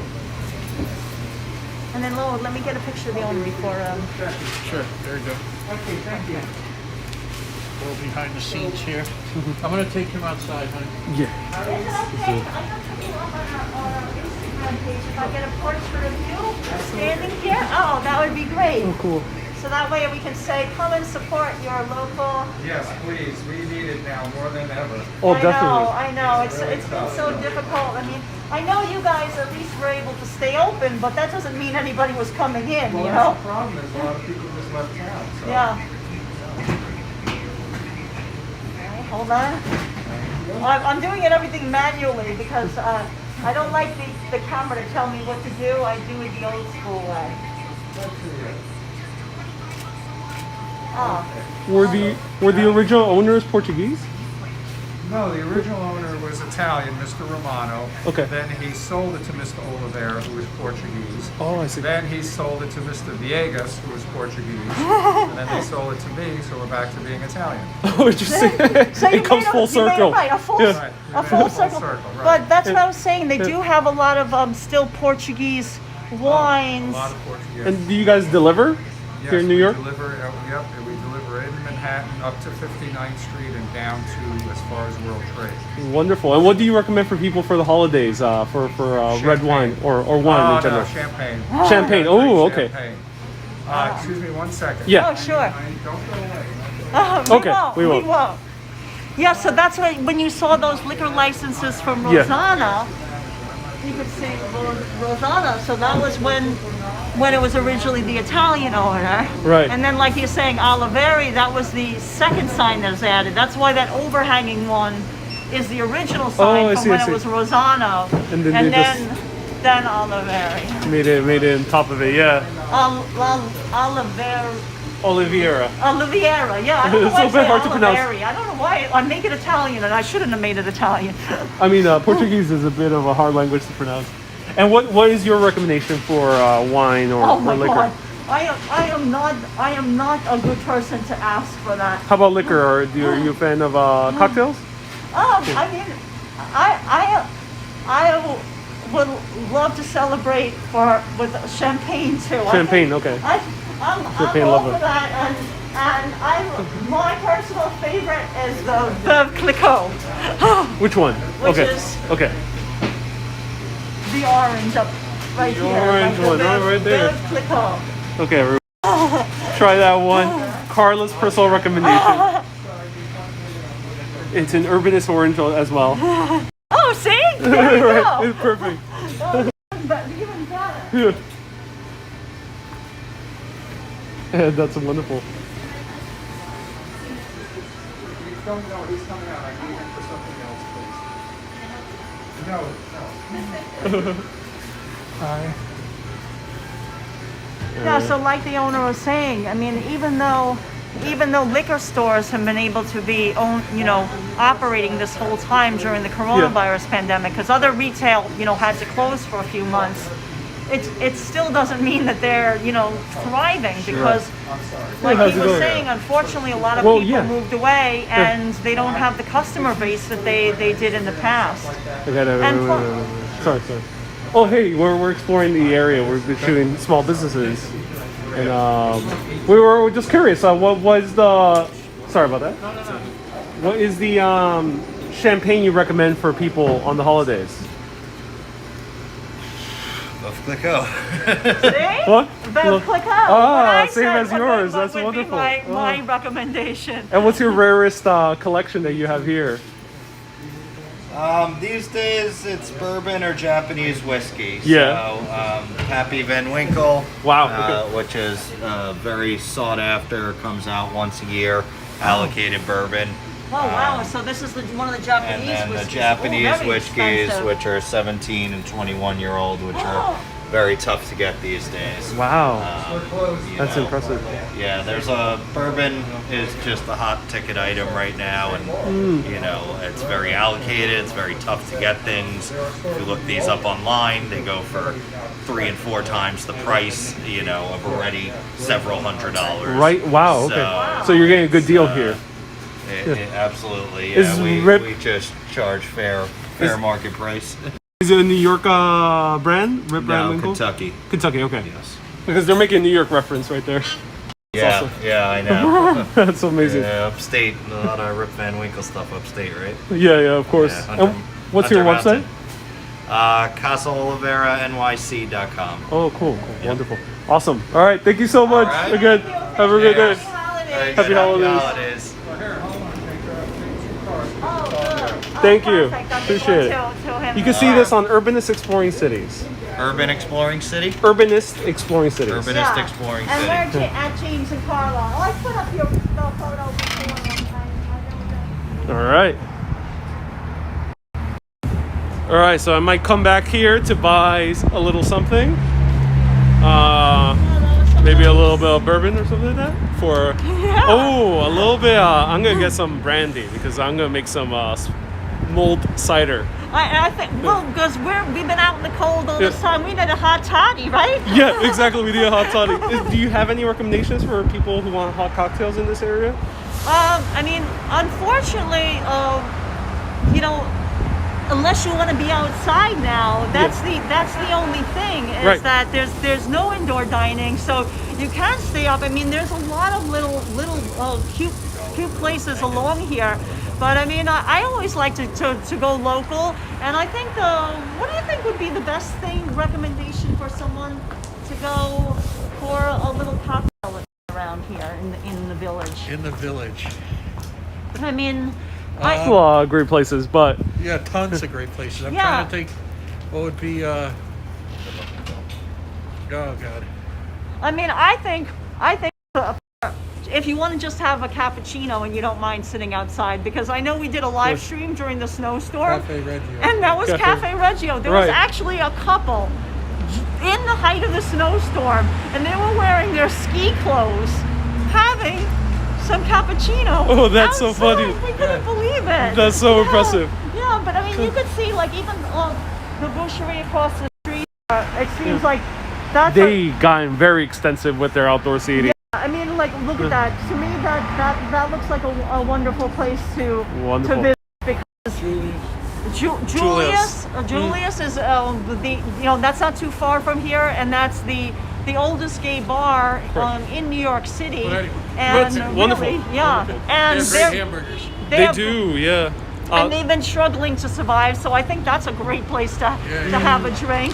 And I mean, it's countless places, because it's like I'd hate to even pick just one, because we know so many, and we, because we spend so much time with the owners too, interviewing them, like we feel such a personal connection. But I know so many are struggling. Is really any way you can support that's a local mom and pop, I think they would appreciate it. Give them your support. Yeah. James and Karla, thank you so much for taking us Oh my God! around. Thank you so much for walking around with us in the cold. I mean, it started out not too bad, but the temperature's dropping as the day goes by. I mean, that's often what happens here in New York in the winter. I mean, But that's the beauty of New York, is walking at all times of the season. And you can find their book in the link down below. Is their first book, Storefronts. You have 2 more books yes, that you can yes. check out. In fact, Casa Olaveri, we're waiting for the train to go by. We photographed it at night for our book, New York Night, so you can see their New York Night. neon Yeah, it looks beautiful at beautifully glowing at night. Check really, that out. Really, really beautiful. And then on YouTube, you do amazing vlogs and live streams of similar to what we're doing today. It's yes, small and we'll businesses. be posting our video of this as well. Just give us a little time to edit it. 'Cause Subscribe. We didn't do a live Yeah. stream, but we'll be posting it, of course, linking Ariel too, because he's amazing. We haven't seen you in so many years. Oh, yeah. It's so, It's so great wonderful to to see see you, you yeah. again. I'm gonna post a link to the video we did together 3 years ago, Oh, so you can check it out. That'll be really cool. A few of those places have closed since then, so it's a nice like historical record. Right, and Yeah. some of them were struggling too. Like we started at Russo's and Venero's. We Mm-hmm. went to the pastry place. So yeah, and they could all use our help at this time of year. This will be great. Amazing. Well, All right, yeah, thanks thank you so so much, much, guys, everyone. for joining us. Keep being awesome and always keep on exploring and support your small businesses. Come to all these locations and buy all the wine and all the pizza and everything. Have a great day, everyone. I always do a wave goodbye. You guys want to join me? Oh yeah. In front of the camera, first person. There we go. Bye, everyone.